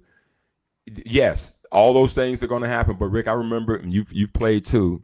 There's times when we played some opponents, and if you all from Pulaski, I know when you all went down to play at that big old place called Salem. We knew we were going to get. You already know. So you say to yourself, "We're going to have to beat them all tonight." So you go into it. I know when we used to play in high school, we were the hated team. So our coach told us, don't expect anything. And in fact, we went in there expecting it to be the worst. So if indeed if you're a conspiracy theorist, then you already know going in. If you're a grown up, you go into Kansas City. What do you expect? Now, should it happen? No. Does it happen? Probably. But if you're the Colts, you were up in the game handily, and you got a gift touchdown early on an interception deflection. You had chances to win the game. You were up 2 scores, and you had a horrible fourth quarter. I think you only had 18 yards between the fourth quarter and overtime. You had 3-and-outs to beat the band, and you let Mahomes get going. And and then they decided to go. I think they went man to man late in the football game where zone had been working for them. And Worthy and Rice, they get open for these gushing plays that just set them back so far. And then the main thing, and the reason they won that football game, though, Rick, which is really, really odd, and I highlighted it here, they ran the football. And Andy Reid, he wants to sling it. He wants to have all these plays with all this stuff. No, a lot of that game was Kareem Hunt, who ran the ball 30 times. He's feeling it today. And he's got to come back Thursday. 30 times, 104 yards. Forget the yardage, Rick. You played, you know this. Someone keeps pounding you. They keep pounding you. You keep getting hit. Got to get up. Late in that game, you don't have enough legs for pass rush. And by then, Mahomes is free to go and do his thing. So the Chiefs come out with 14 points in the fourth quarter and overtime and shut out the Colts. So the Colts, who a lot of folks felt like, they hadn't been outside of their building, have done it. Can we trust Daniel Jones right now? Those skeptics are feeling pretty good about themselves. The Colts are still 8-3, and they're on top of their division. But they've got the Texans, as we talked about, on Sunday at 1 o'clock on CBS. And the Chiefs, in probably what will be the highest rated game, a lot of folks are saying, in the history of the NFL for a regular season game, they play the Cowboys at 4:25 on on Thanksgiving Day, after all the turkey has settled, brother. So the Cowboys all of a sudden are a threat. Their defense has gotten a lot better. We will see if the Chiefs on a short week can handle Dallas, as Mahomes and his boys, who actually threw for 352 in the game. I don't think he's had a yardage game that high this season. We will see how that plays out on Thanksgiving. Well, yeah, he knows he can't be touched or he's going to get 15 yards. I mean, come on.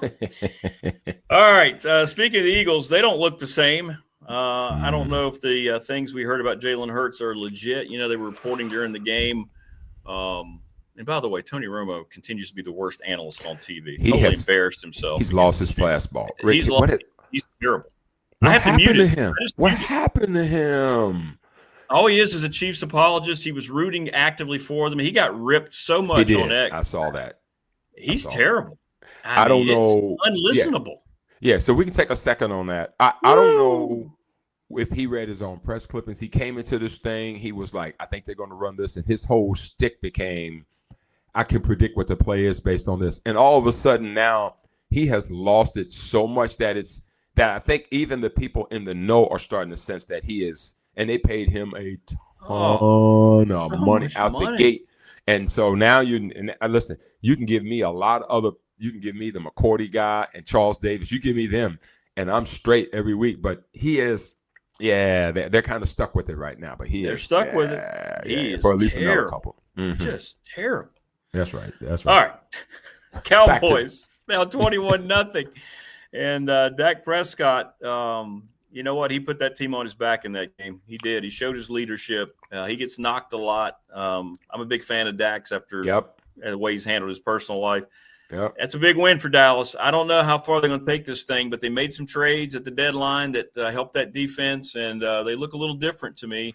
And the Eagles, boy, 21-0 like that on the road. You got to finish by having to finish a game. The defending champs looked very vulnerable on Sunday. Rick, there's something going on.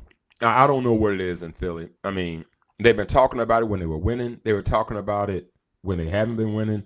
I mean, you could see early on they were making plays, and so all was right with the world when you're winning or up in the game. If they can get to their tush push, that's their undefeated play. That's their unstoppable thing. That's their deal. And then all of a sudden they forgot what to do. Dallas made a few adjustments. They decided that Saquon Barkley was not going to get crazy. And listen, as much as we want to go crazy on Jerry Jones, and we know he's P.T. Barnum, the one thing I got to give him credit for is he shored up that run defense with that Quinnen Williams move was solid. And since he's come on board, guys aren't running the ball around as much. They've got some pieces back on defense so they can make some moves. Now, it didn't look great early in the game, but if you think about Dallas early in the game, Dak had an end zone interception. That would have been points. They also had a fumble by Turpin who tripped and the ball popped out on I think it hit his own guy. So they were moving the ball then. So they had some weird stuff happen, even though the Eagles were putting up points. The defense settled in the second half. And I'm with you, and we've been doing this a couple of years, Rick. You and I have always said Dak gets way too much slander. He's an easy guy to do. I will tell you, he is the all-time passing yards leader in the history of the Dallas Cowboys. That's him, not Roger Staubach, not Troy Aikman, not Tony Romo. In fact, that Tony Romo was second. It also had me pause and go, it was only 34,000 yards. I say only because I'm a Marino guy. Marino threw for 60-some thousand. So for me, I'm thinking to myself, that's all? But he's the guy. And he's had to prove himself year after year. And I got family members galore that are Cowboys fans. And I was with my son-in-law yesterday. I was telling him last night, I go, you guys been wearing this guy out. I said, it's probably time for y'all to get off of that. I said, you can get on some other things. I said, but he's why you won that football game. And not to mention, Rick, the fact that this George Pickens guy that all of a sudden has shown up. I don't know where he was last year with Pittsburgh. I can't figure out quite why. I'm sure that's probably more of a Russell Wilson and a Justin Fields thing now that I look at them two. The fact that he is with Dak and they're not getting rid of him in Dallas. Even if he comes up for contract, Rick, they're going to franchise tag his behind the moment that they can until they get it worked out. And CeeDee Lamb is clearly looking on the other side of the field, feeling pressure because he can't catch a cold these days. And so you give George Pickens all the credit in the world. 9 catches for 146. Ladies and gentlemen, he's the new number 1 receiver in Dallas. Write it down. And meanwhile, Javonte Williams, your old guy, Rick, he looks a lot healthy. He gives them a decent amount of balance, 87 yards on 20 carries. They ran 31 times in the football game, which gives Dak a lot more balance. Dak threw it 36 times. Meanwhile, Philly decides they're going to just throw the ball all over the place. Saquon only ran it 10 times. Saquon Barkley, you know. He only ran it 10 times. He ran it 10 times. Jalen Hurts ran it 7. So they're an embarrassment of riches, and they don't quite know what to do. Although, Rick, I will say one thing. The incredibly amazing best part of their team, their offensive line, is not quite the same. They're a little banged up right now, you know. And so for them, it kind of shows late in that game when Jalen gets sacked And Dallas, meanwhile, comes downfield, gets the last field goal to win the game. It was an amazing game. Probably one of the most entertaining games of the year to watch, other than watching your Broncos come back against the Giants, which was inexplicable, right? So Dallas at 5-1, still on the outside looking in. But, bruh, they've got a shot here. They got the Chiefs this week, and then they've got the Lions next Thursday night. So there's a chance to get ahead of some people that might be in front of you. Meanwhile, for Philly, they've got the Friday game at home against the Bears. And while they're probably going to win the division because they're so far ahead, they are limping home right now, and they can't afford another loss. 2 losses in a week would bode bad for them as they try to gain some seeding and keep up with these hot LA Rams out there. Do you buy into the theory? There was some talk about the teams kind of turning against Jalen Hurts a little bit, some of the criticisms around practice in the locker room. He played it down. Feels like there's a little smoke there about the way he is on the field. We've talked about being calm and cool, but I think at some point you need a guy to show a little bit of fire, right? He's got to have a little bit of wildcat in him. He's not that guy. It's fine, like you said it. You said it very well. When they're winning, nobody thinks about that. But now they need it. The team's not the same. A.J. Brown's a sideshow act. The whole thing seems to be getting away from them pretty quickly, and Jalen just kind of letting it happen. I don't know. I don't want him to become Russell Wilson, and he's not. I know. That's what it reminds me of. He doesn't. I'll just say it. He doesn't have the corniness-ish component that some folks think. Right. Jalen's just Jay. He doesn't get worked up, which is his superpower too.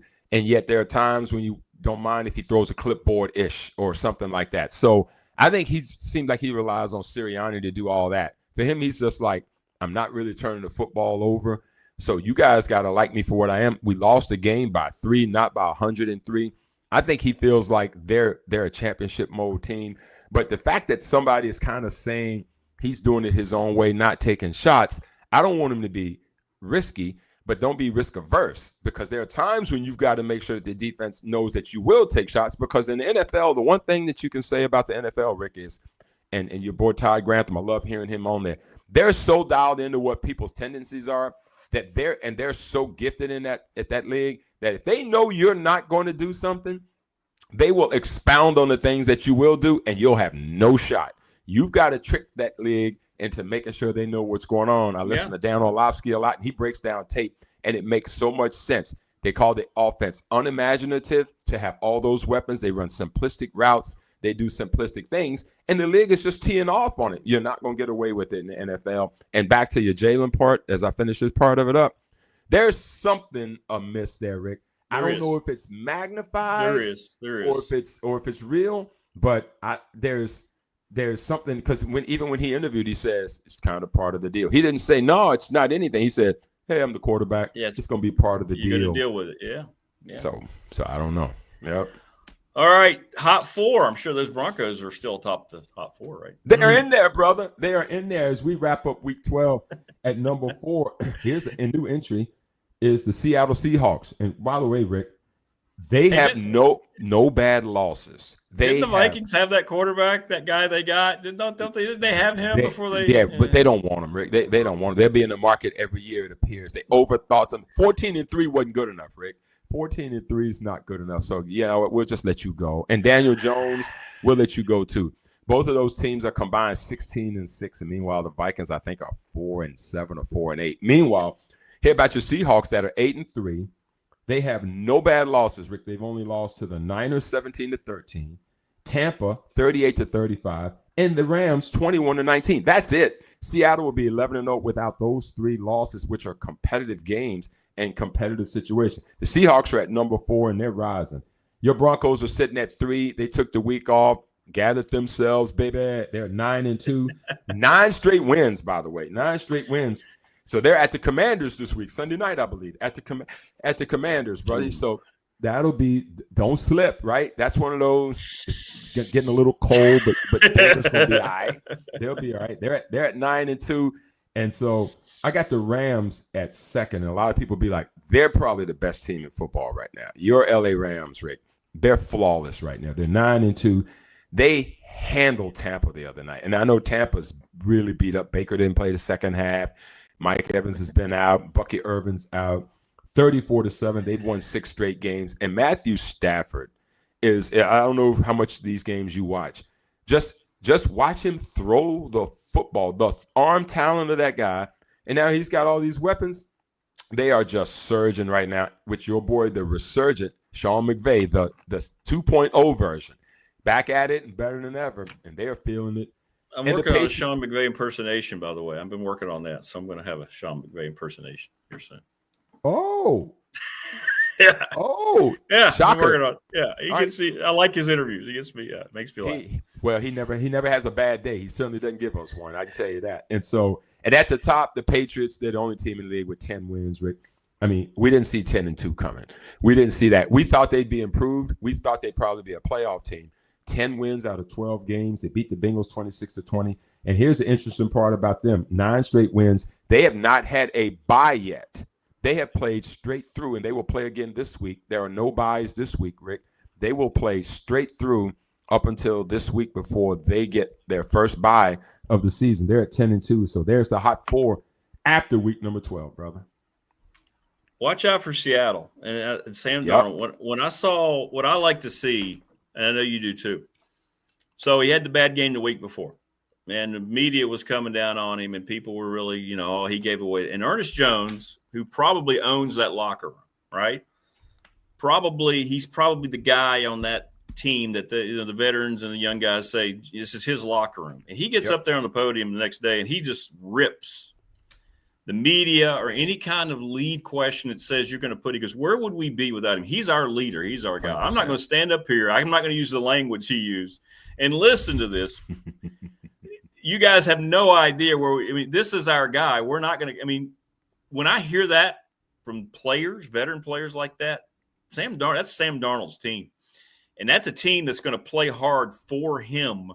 And they have that much respect. And, yeah, he played bad, and likely his play cost them that game. But you know what? Nobody on the team looked at it that way. Watch out for Seattle because he's got that clubhouse, man. And that's important this time of year. And he had that in Minnesota too, Rick, which is I know. odd. If you remember, you remember the game last year in Minnesota where he led them to a victory. I can't recall who it was. And they had the interview moment with Sam Darnold, and they just picked him up on their shoulders. Yeah, they just picked him up. And they showered him with water. He seemed so humbled by the whole thing. He was like, I'm just trying to get better in the whole bit. So, I love – you just nailed it, though, Rick. When locker rooms embrace a guy before the guy's got to defend himself, they're like, bro, we're chalking up to a bad day. It's magnified because it's a quarterback, but we all could have won that football game. And by the way, Rick, still had a kick to win it. I know. After 4 interceptions. That tells you when you can have 4 interceptions in the football game against the Rams and you only lose because the kick doesn't go, that tells you that you're good enough to win when most stuff. He's not going to have 4 interceptions again. No. So to your point, they've had 3, like I told you, they've had 3 losses that have been really close to teams with winning records. They've probably got the best wins versus losses around opponents that are quality than anybody in NFL. And so you're right. They're going to be heard from. And right now, the problem is with them, they're in that division that's going to eat their own young. You got the Niners who won again. You got the Rams who's not letting up. So they may be the team, the division that gets 3 teams in the playoffs. All right. Well, how are we doing our picks? And what are we looking at here? Let's give the host his flowers. 5-0, Rick. You were 5-0. Really? My good friend. Yeah. Surprise. You were 5-0. You had the Texans and the Bears. You had the Bears over the Steelers. You and I both had the Packers and the Chiefs and the Rams. And so I was 4-1. My only loss was I had Mike Tomlin's Steelers. I won't make that mistake this week because we're not going to I can tell you that one in advance. So, Rick, after 45 games, we're deadlocked. 25-20. Wow. 25 up, 20 down. So here we go. I needed week that number week. 13. No buys this week. And Rick, 4 of the 5 games we're going to pick won't be on Sunday. So we're going to start with Thanksgiving Day. All 3 games we're going to pick this week. So the 7-3-1 Packers are at the 7-4 Lions. And the Lions, tough outing against the Giants. They found a way to win. Jahmyr Gibbs going crazy, 200 plus yards. That's the first game on Thursday. Packers at Lions. I'm going to go Lions at home. I'm not sure where they are. They keep wearing horrible uniforms. Just wear the Honolulu blue and the silver, for God's sakes. But anyway, I'm going to go with the Lions at home, but I don't feel good about it at all. I am as well, because as bad as I feel about the Lions, I can't figure out the Packers. No. They're 7-3-1, and they feel like a 3-7-1 team, but they are 7-3-1. Yeah. It's like them. How about them? The Bears and the Lions all feel like their record isn't what it is. Yeah. It feels like it's much worse. But you know Agreed. what? It is what it is. Agreed. Chiefs at the Cowboys, Rick, the 6-5. Chiefs can't afford a loss. Short week at Dallas. Dallas gets both home games because they're Dallas, and Thanksgiving does them right. They're 5-5-1. That's the 4:30 Thursday game. By the way, the first game's not at 12:30 anymore. First game's at 1 o'clock. And then we got the 4:30 game. I don't know why, but that's what the Romo game. Is that the Romo game? What network's that on? The CBS game. It's Oh. Chiefs Cowboys. Yeah. So just He's got Mahomes and his last team. Just mute it. Just get another piece of your pumpkin pie. I'm going to stick with my theory. I think the league's more loyal to ratings and Chiefs than they are Jerry Jones, although they are the biggest brand in all of professional sports, the Dallas Cowboys star. So who's going to get more calls? Mahomes. Chiefs win because they'll get one or two more calls than Jerry Jones. The conspiracy theorist has spoken. I'm taking the Cowboys. I think the Cowboys are going to get them. I think it's going to drop the Chiefs into 6-6, and then your boys will be set for Sunday night to be able to almost put them to bed. Because if you win and come 9-3, that'll be 3 games ahead of the Chiefs. Have y'all played the Chiefs yet?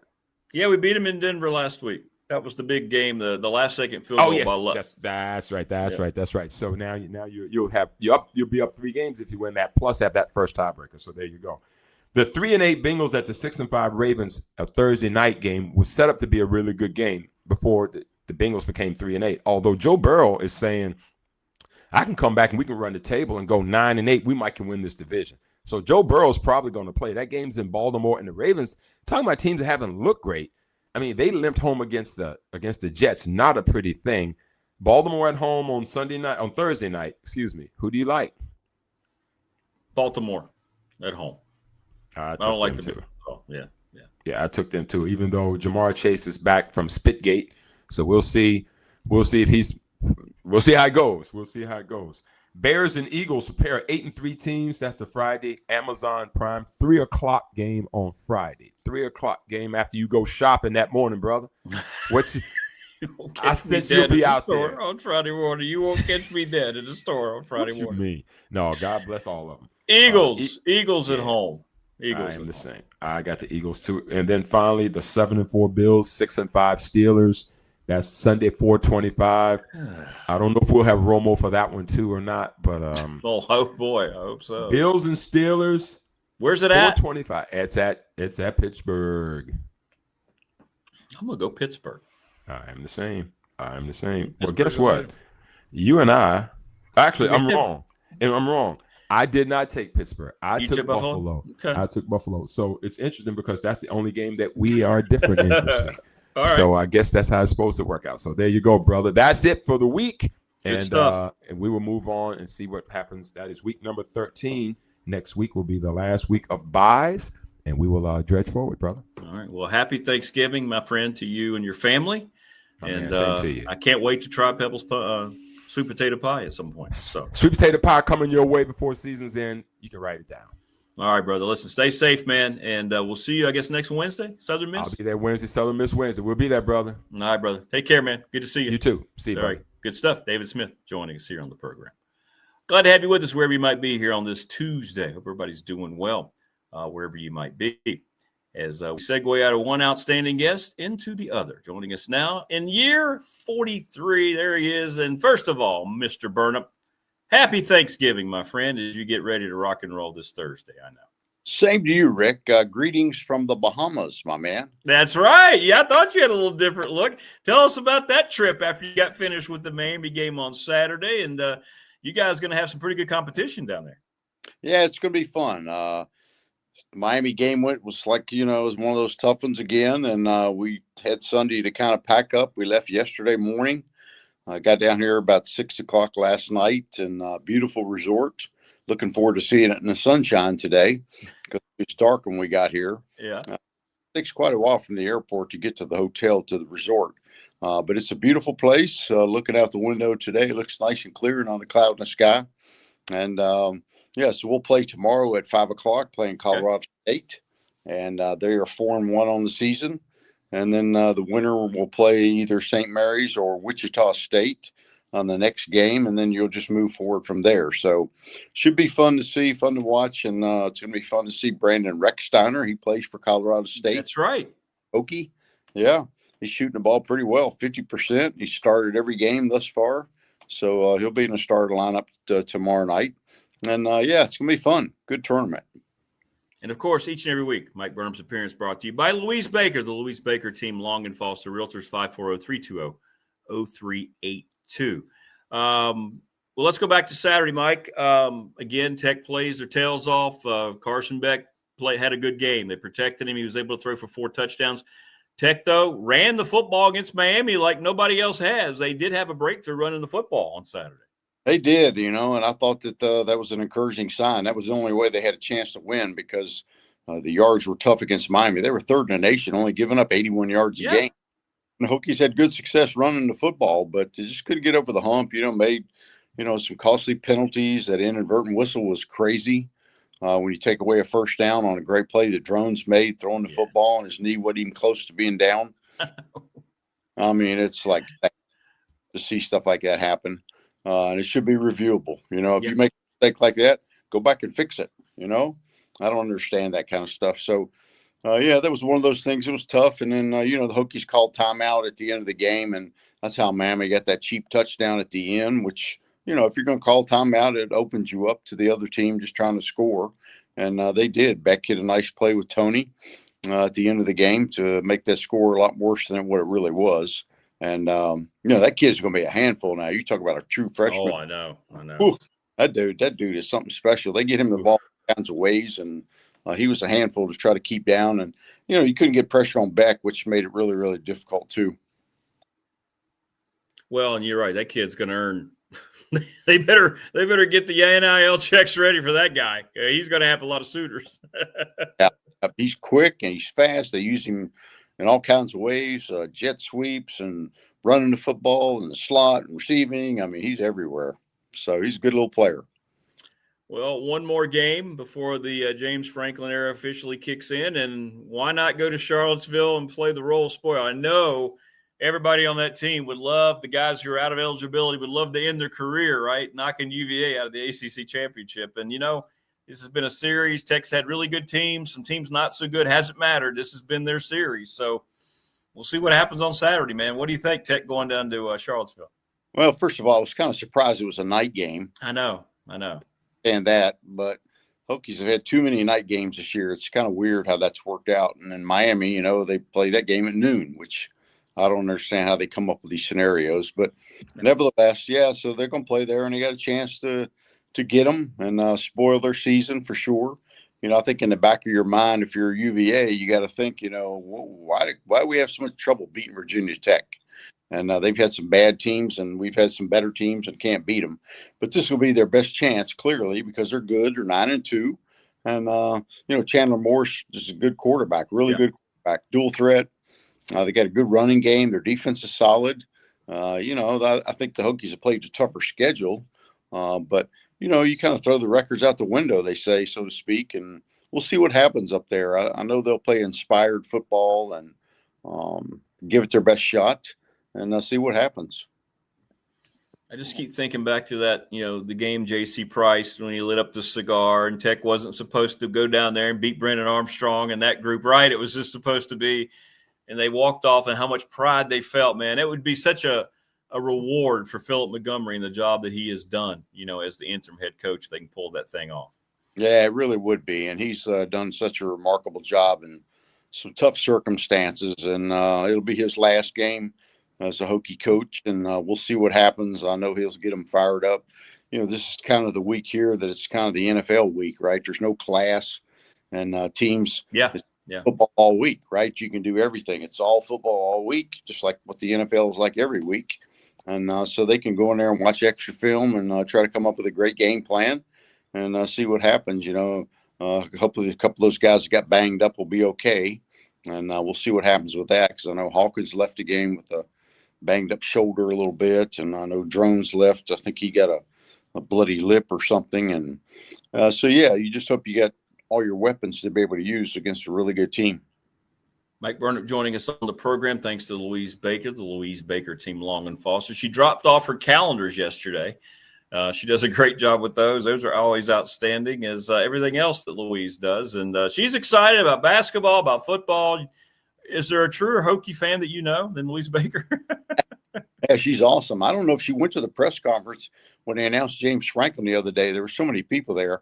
I couldn't tell if she was there or not, but what an unbelievable reception that was. And yeah, we love Louise. She's been fantastic, and I need to get one of those calendars myself to keep up with what's happening around there. But yeah, they're cool. She's a great Hokie. She's been awesome through the years, and we love Louise on everything she's all about. Well, I want to commend you, and Bill did a great job talking with Coach Franklin, that interview you had on the podcast. What were some of your impressions now that you had a chance to sit down one-on-one and kind of listen to the answers to the questions and how he came across getting ready here to start his program in Blacksburg? I can see why he recruits well when you talk to him. I mean, he can sell, and he can sell his program, and I know that's why he's been successful through the years. You know, he talks about it's about the players. It's not about the coaching. And he's a player's coach, and he's going to push everybody. He's going to push his staff. He's going to push everybody. The math teacher, he talked about pushing the math teacher that went to Virginia Tech to push, would-be student athlete to think about Virginia Tech and keep them on the list. And he talked about all that stuff. And so it's going to be fun to watch. I think he's going to be great. There were so many recruits here. There were 4-star recruits here for the game. And there's 2 recruiting weekends. One was last weekend, and this one coming up this weekend. I know they're going to have a bunch of kids here. And then signing day will come up the next week. So we'll see how that unfolds. I know he's going to do a great job in that regard. And then obviously the portal will open up. He'll have a chance to evaluate this current team. He's going to evaluate the coaching staff to see who he may keep and all things around the program. And then we'll see what happens going on from there. But I know he's going to assemble a great staff, and he talked about nobody's going to work harder than he is, and his family will. And he says he has no hobbies. This is it. He coaches football, and that's what it's all about. And I think everybody's excited. They got a jolt for sure last week with him being announced. And, it may have took away a little bit. I can't imagine as a player that hard to be kind of hard to focus on Miami when you got so much other stuff going on. Not that Miami wasn't going to win the game or be better. They were. But yeah, that had to be a tough week for Coach Monty, just keeping those kids exactly on the track. Yeah. Yeah, it had to be tough for him too in a lot of ways. It was almost like it was a secondary thing, and but he got him through it. But any inclination on when he might start announcing staff members? Did he give you any kind of clue about when that's going to start falling in place? Well, it's interesting, Rick. He's got 9 guys here now. And so he told a story about, I had 9 guys I wanted to bring with me. These are guys that are in recruiting and support staff and all that. He said, I had 9 of them. He said, I asked them, I said, will you come with me to Virginia Tech? He says, I don't know what your job title is going to be. I don't know what you're going to make. I have no idea where you can live. But, if you want to come with me, I'll take care of you. And every one of them, he said, every one of them said yes. So he's got those 9 guys here already that are working. They're staying and working out of the inn at Virginia Tech. And those guys are just there. And so I'm sure he's going to start assembling a great staff. Penn State's season will be over here soon as well. And, we'll see what happens with that. But I think it'll be sooner than later that he'll get the guys in place. Well, and the thing, too, I get getting questions about, and just like I said all along about this search, I wasn't worried about it with Bruce and Bud leading the head of the snake. I knew they were going to get a good coach. I'm not worried about the talent level. He's going to recruit. You just said it. That's his main strength as a coach. There's going to be exceptional talent. This thing's going to flip over. I know people are going to be looking at certain recruits, and maybe we'll get discouraged, but I'm telling them, don't worry about it. He's going to have that part covered, right? Especially now that Tech's got the money to go out and make them as competitive as they're going to be in the NIL race, too. Yeah, there's no doubt. He's going to bring the players in. I mean, there were so many 4-stars here the other day, and, you hear these things about you can't talk about recruiting in terms of names, but right, big-time names here. You got to get a quarterback, obviously. You probably got to get 2 quarterbacks that can play. Yeah. And that'll be certainly a big key for him. And moving forward, he's going to find out who on this team now that he may want to keep. Jeffrey Overton showed that he's he's all about. He had a great run. I think he's going to be a terrific player, and Hawkins has got another year of eligibility. So you may have two pretty good running backs right there. But I know there were some other quality running backs on the sideline this past Saturday. So, yeah, you got to get the skilled players and get some guys in here that can play, some big linemen and whatnot, and replace the seniors that you have, especially on that defensive line, and see what happens. But I don't think there's any doubt he'll get a high-quality kid in here, and he'll be able to coach him up for sure. Mike, any inclination on which way? I'm getting a lot of questions for you about this on the text line, so I'm just going to ask you what Phil Montgomery is going to do. He kind of left it open a little bit about Pop Watson maybe playing more this weekend. Have you heard anything about a change there, quarterback going into the UVA game at all? No, and I haven't been in town, so we left yesterday. But he's having a press conference today after practice, and then we'll see what he says about that. I think if Drones is okay, he'll definitely start. Maybe Pop will get some reps. I don't know. We'll just have to wait and see. I mean, I think you saw the good and the bad of Pop, right? I mean, he came in his first play after sitting for 3 hours on a bench and makes a great throw to Aiden Green. That was a perfect pass. But then you saw the other side of him where he's scrambling around and he got a little loose and careless with the football. Yep. And gave Miami great field position there to get that last score. So, it's kind of a mix and match. But, Pop's got some talent, clearly. I don't know what the thought process is there. We'll have to just wait and see if Drones is available and how healthy he is. Looking at the league overall, Mike, what a crazy weekend, huh? Pitt continues their resurgence going to Georgia Tech. I mean, he jumped out 28-0. That was unbelievable. They hung on the win. Miami getting the win in Blacksburg. I mean, is it going to be this SMU team that's also having resurgence? I mean, you talk about a scramble toward the end. Well, here we are last weekend, and really nothing has been solved in the conference. That's what I keep saying, Rick. This league is wide open. It's crazy. I mean, who would have thought that Pitt would have come down there after looking so bad against Notre Dame and laying an egg there, that they would go down there and get out to a 28-0 lead against Haynes King and Georgia Tech and a sold-out crowd in Atlanta. I mean, they just dominated that game early on. And then when Georgia Tech tried to come back, they seemed like they had an answer. And that quarterback for Pitt, that freshman's pretty good, very talented. And that was kind of a surprise a little bit. And, who knows? SMU's been playing good all year, especially at home. So I think they'll win the game this weekend. And so it's up to the Hokies to try to be a spoiler and, see what happens with the rest of the mix. Miami, I think, still on the outside looking in on the playoff. So we'll have to see what happens. It's going to be interesting to see. But, again, moving forward, I just think this thing's wide open. And, I thought for Georgia Tech, that was one of the things, kind of what goes around comes around. They were lucky to beat Wake Forest. Had the call been made on that offsides, they would already have the loss and been out of it anyway. So, they kind of got their due there. So we'll see what happens. It's going to be fun to watch this weekend. There'll be some good games in all the conferences, all these conference games. South Carolina and Clemson, that's a big one for both coaches. Yeah. I wouldn't be shocked if Dabo Swinney didn't leave, go somewhere else and take one of those high-profile jobs. He might have that attitude, hey, if you don't appreciate what we've done here, I'll just go somewhere else and win. That seems to be legitimate. So does Kalen DeBoer and his interest in Penn State. That keeps growing momentum from people I'm hearing from that say this is legit. He might want to leave Alabama. Dabo is legit. He's thinking, I mean, wouldn't that be wild to see those two guys going to other power conferences? That would be bizarre. It could happen. Yeah, it could happen. And who knows what Ole Miss is going to do with Lane Kiffin. That thing's been like a Lashaj, to say the least. So, yeah, I think the decision is going to be made on Saturday for that after they play the Egg Bowl against Mississippi State. So that's going to be fun to watch, too, see what happens with him. Well, let's talk a little bit more hoops, Mike, before we let you go, and appreciate you jumping on from the Bahamas. You got a lot of work out there, a lot of games coming up. But Mike Young's team in pretty good shape heading into this. This is one of those events, though, like he told us here on the show, he wants to make a statement. Every game is so important. He knows everybody's watching this time of year because a lot of times people forget about these games this time of year, but we know how important they are. That's when they go back and they nitpick on you if you let one get away from you. So he's on a mission in the Bahamas, isn't he?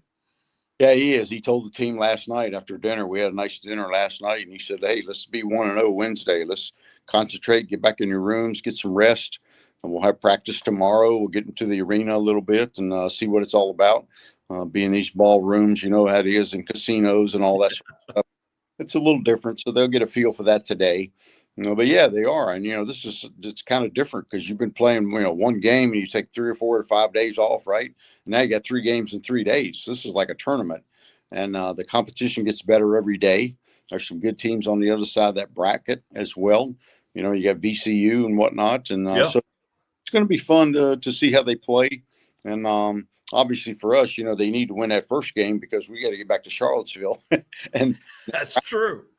And that bracket, the way it works out, if you're in the winners bracket, you're going to play earlier on Friday. And we got to hightail out of here because the team back until Saturday morning. And so we can't fly back with the team. We got to go commercial. So that's always interesting. But I think it's going to be fun to watch. This team's got some good players. They just, they lost to Denver just the other night, last Friday, which, was their only loss on the season. So I'm not sure how good, they are, Colorado State. We'll just have to wait and see. We know about Rex Steiner and that sort of thing. But he's had the same 5 starting guys every year. They went to the NCAA tournament last year. I'm not sure how many of their players are back, but everybody this time of year with the portal has different teams. So you just got to adjust on the fly. But I do know this, that, Hansberry is going to be an important part of the piece of this puzzle. He didn't play the other day, and he's a big part of it because, Dorn got in foul trouble, and Gerdak had to play a lot of minutes in that game and showed up, and coach called him the MVP of the game. But they need Hansberry in there for sure to be able to come through and win this thing. And Colorado State's got that. They're a very physical team, very physical program, usually big guys, right? A little bit of an attitude down there. So this will be a different type of team that Tech has seen so far in that regard too. So that's why these tests are so crucial to development, especially now, as you mentioned, the rosters are changing so much every year, right? Each personality every year is going to be different. Yeah, they are, and they are big and physical. They got a 6'9" guy in Jorgensen coming off a game. I think he had a career high 29 points, and they got a 6'10" guy in Booth. He's a really good player, and Rex Steiner, of course. They got another 6'6" guy that's a senior that's a good player. 4 guys averaging double figures. I mean, I think there'll be a good test for them for sure. And but the Hokies, I think, are capable. They got guys that can score. Seems like every night somebody different maybe leads them in scoring. And when you got Neo, that 6'9" point guard, man, he is just so good handling the basketball and shooting and scoring. And just watching him practice yesterday before we left, I mean, he was draining 3 after 3. It just gets more and more comfortable, it seems like, with every practice. Yeah, well, it's going to be fun to watch. This is an important week for Mike Young's team. Tech fan, if you're watching, watch those games and just watch them play and see how they're going to develop whatever personality traits that are going to show up after this. Again, Mike Burnop's appearance brought to you by Louise Baker, the Louise Baker team, Long and Foster Realtors, 540-320-0382. And I'm telling you what, Mike, if she were in the Bahamas with you right now, she'd be selling some houses. I did see some sales signs out here on some properties, and I thought, I wonder what that's worth and what that's worth. When you're riding a bus, you're driving on the wrong side of the street. It's kind of weird. It's a different place. It's so funny because some of the cars, the steering wheel's on the right side, and some of the cars, the steering wheel's on the left side. but everybody's on the opposite side of the street. So I can see. I'm just glad Bill Ross is not here in a rental car because that would be trouble. You would never get anywhere. We did that one time, and it was like, oh my gosh, we're gonna have a wreck and get killed. I know your Thanksgiving's a little different this year being on the road, but what's your go-to, Mike? We've been talking about pie. What's Mike Burnop's ideal when he sits down for that first plate of Thanksgiving dinner? Obviously the turkey. I love the white meat, the turkey breast. I love that. Stuffing is great, and something with sweet potatoes in it, whether it's some kind of a casserole or whatever, and some green beans, maybe with some onions, some dried onions or whatever on top. And I love pecan pie. I'm not as big on pumpkin pie as I am on pecan pie. Pecan pie with a little ice cream on top. To top it off, that would be fantastic. Oh, that's pretty good, man. You're not a lot of L's in that lineup. Absolutely. And you guys are around us for Thanksgiving? Yeah, we are actually. It's going to work out this year to where we are. We play one of those D3 games on the Saturday after, but yeah, we're not traveling. One of the first years I haven't traveled on Thanksgiving in many years. So yeah, we will be home this year. Well, that'd be home, yeah. And this will be big for NCAA tournament stuff down at the end of the year. When you go back and look at these 3 games, they got that good win over Providence at overtime. I think that'll bode well for them. And then these 3 games here will be a key in terms of what happens at the end of the year. Do you get in the NCAA tournament or not? So, yeah, it's a big week for the Hokies for sure. And then they got to turn around, Rick, and come right back. And Monday, they got to leave and go to South Carolina and play South Carolina in that SEC Big Ten Challenge or ACC SEC Challenge. Well, it's the crazy time of year, man. And then conference play comes after that, comes at you fast. There's no doubt. And the ACC is off to a good start in these non-conference games. And Mike, listen, man, have a great Thanksgiving and get 3 wins and bring them back with you before you head to Charlottesville this weekend. Well, it'd be nice to have a clean sweep and get about 4 wins, wouldn't it? Yeah. Well, you're good about that. So we'll see. What happened? Cranking off on the right foot, and I really look forward to working with him. I think he's going to be fantastic and do great things. All right, man. Well, listen, my best to you. Give Coach my best, and stay safe, my friend. Safe journeys.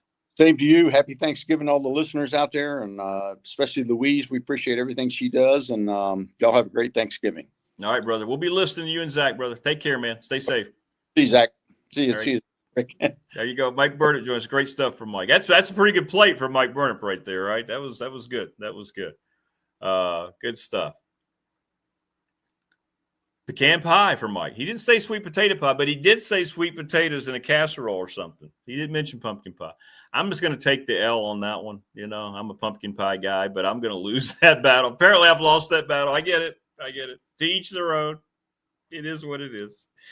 But it is a big week. And what Mike just said, it's what Mike Young said here on the show. He's not, okay, we're not worried about developing. I know I have a good team. We got to win games. I liked it. I liked the brutal honesty that Mike Young had with us. Let's win games because these games are going to be looked at. Mike just said it. Mike Young knows. He's been burned in the past. He's seen how these decisions go. They go back to November. What did you do against a certain team? Might end up winning their conference, winning a certain amount of games. Oh, you didn't take advantage of that. And then they try to knock you out. So knock you out of the tournament. So he's got a good focus, and he knows he's got a good team. And I think it's going to be a fun trip in the Bahamas for the Hokies. Sweet potato casserole. Mike's getting a lot of love here in the chat for sweet potato casserole. Zach says, what's your ACC championship game? I don't know, man. Because I really think Tech can beat UVA. I really do. SMU's in a good spot at home. And then we'll see. We'll see. You would think UVA and SMU, but I'm not sold on this UVA Tech game from a UVA perspective. Paul says, I'm on anything that ends in pie. Yeah, is there a wrong answer after pie? Fill in the gaps. It's pie. SMU at Pitt, Prometheus says. Okay. That's fair. That'd be a really good game. Who saw that coming right before the year started? How about the Pitt Panthers? TLB says, my mom's ambrosia salad bumps all Thanksgiving desserts. All right, TLB, enlighten us. What is ambrosia salad? I'm unaware. What all is in that? Because you got the word salad in there, so I'm immediately going to push against it.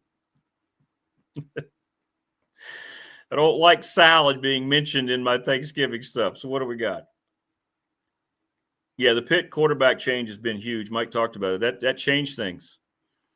It did. And they're good. They're playing really well right now. Give Narduzzi some credit. He's done it a long time. He had a feel for that position and that team, and they've adapted to it. You put the right quarterback team like that, then watch out. There better be meat in that salad. Yeah, I want to hear about this ambrosia salad. I trust you, TLB, but let me hear what you got. This could be a fun week for Tech athletics this week. Colorado State tomorrow, Bahamas, 3 games, and then you got Virginia, and we'll see. And then the James Franklin era officially will kick in. Yeah, Pitt going back to their traditional unis. They're a little different than the Tony Dorsett, Dan Marino era, Hugh Green, and all those cats. But yeah, they lost astray when they went to that old gold and lost the yellow gold and lost the Pitt logo. Remember they put the cat on the helmet? That's not Pitt football. They do look a lot better. They do. I'm still waiting on the ambrosia salad description. Maybe it takes a little while to type that out. Okay, now Steven's saying, what is ambrosia salad? All right.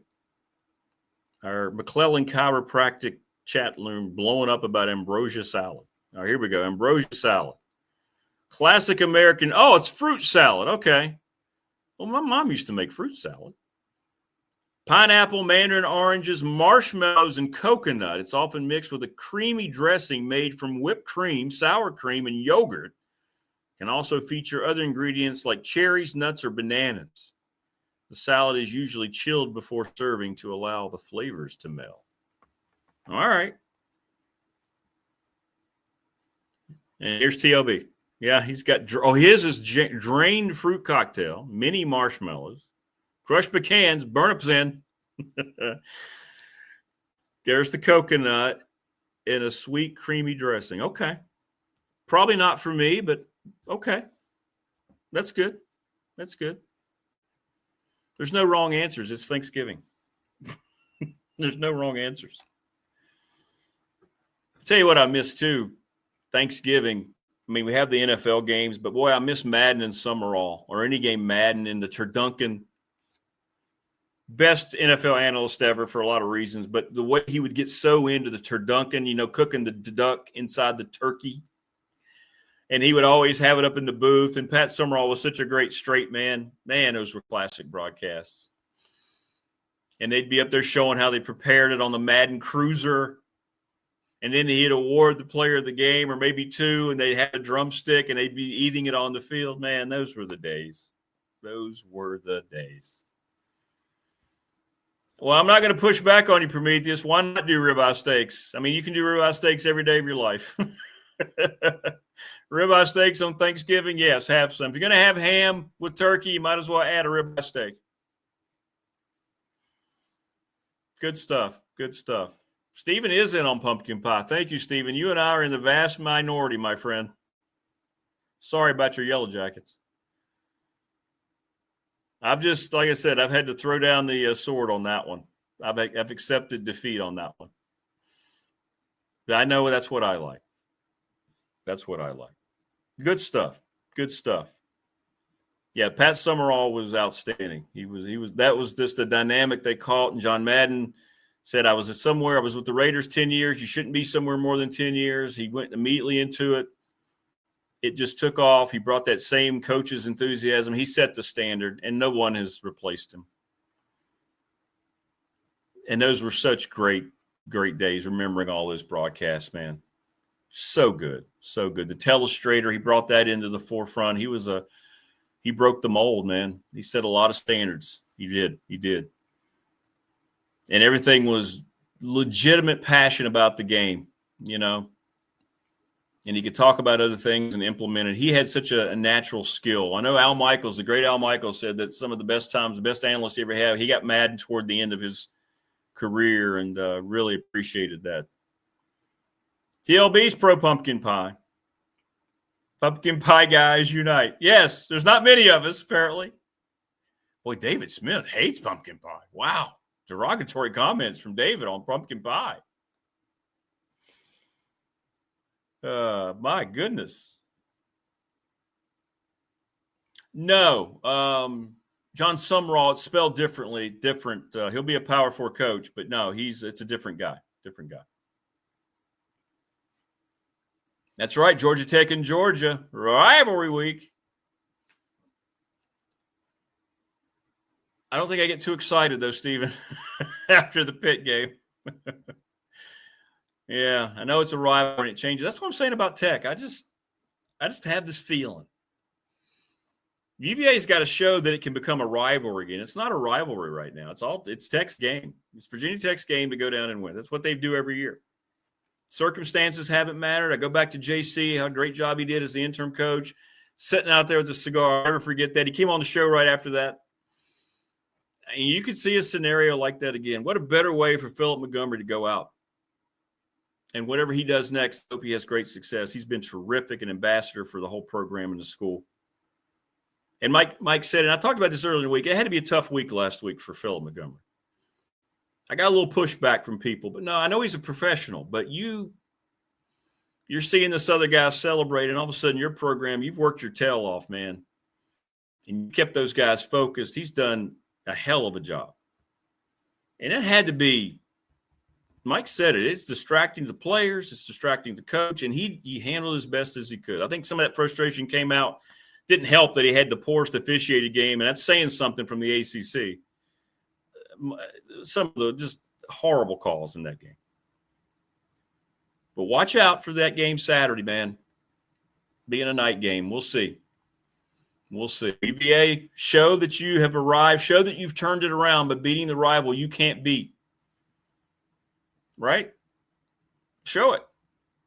If you're that team, if Tony Elliott's really turned things around, you beat Tech, who's won 3 games, right? And if you can't, well, there you go. Come on, people. Squanto brought pumpkin pie to the very first Thanksgiving at Plymouth Rock. Dissing that is treasonous. Is that true? Who the hell was Squanto? Jimmy says UVA will cover the spread, but Virginia Tech won't win. Been a great season. It has been a great season, but they've been up and down. It caught up with Georgia Tech. Might catch up with the Cavs. All right. That's going to do it for us here today. Thanks to all of our great guests. Awesome stuff. Again, thoughts out to Brian Siegel from the Boundary Corner. Just lost his father. Brian, we're thinking about you, man. We are. Thanks to Marvin in Miami. Thanks to David Smith. Thanks to Mike Burnop in the Bahamas. Thanks to Louise Baker for presenting Mike here on the program. Hope everybody has a terrific rest of your Tuesday. Thank you for making the day better. And be sure to like, subscribe, and share the channel. We're getting there to 1,000. It's hard to believe. We're getting closer here in 3 months. Thank you for all the support. If you want a T-shirt, reach out to me. Give me a yell. They're $20 if I can get it to you in person, $30 if shipped. Just DM me, Rick Watson or Big Dog Sports Talk. You make every day special. Thanks to everybody. Appreciate it. And we'll see you tomorrow on the Hump Day Wednesday edition. We'll slide over together. Take care, everybody.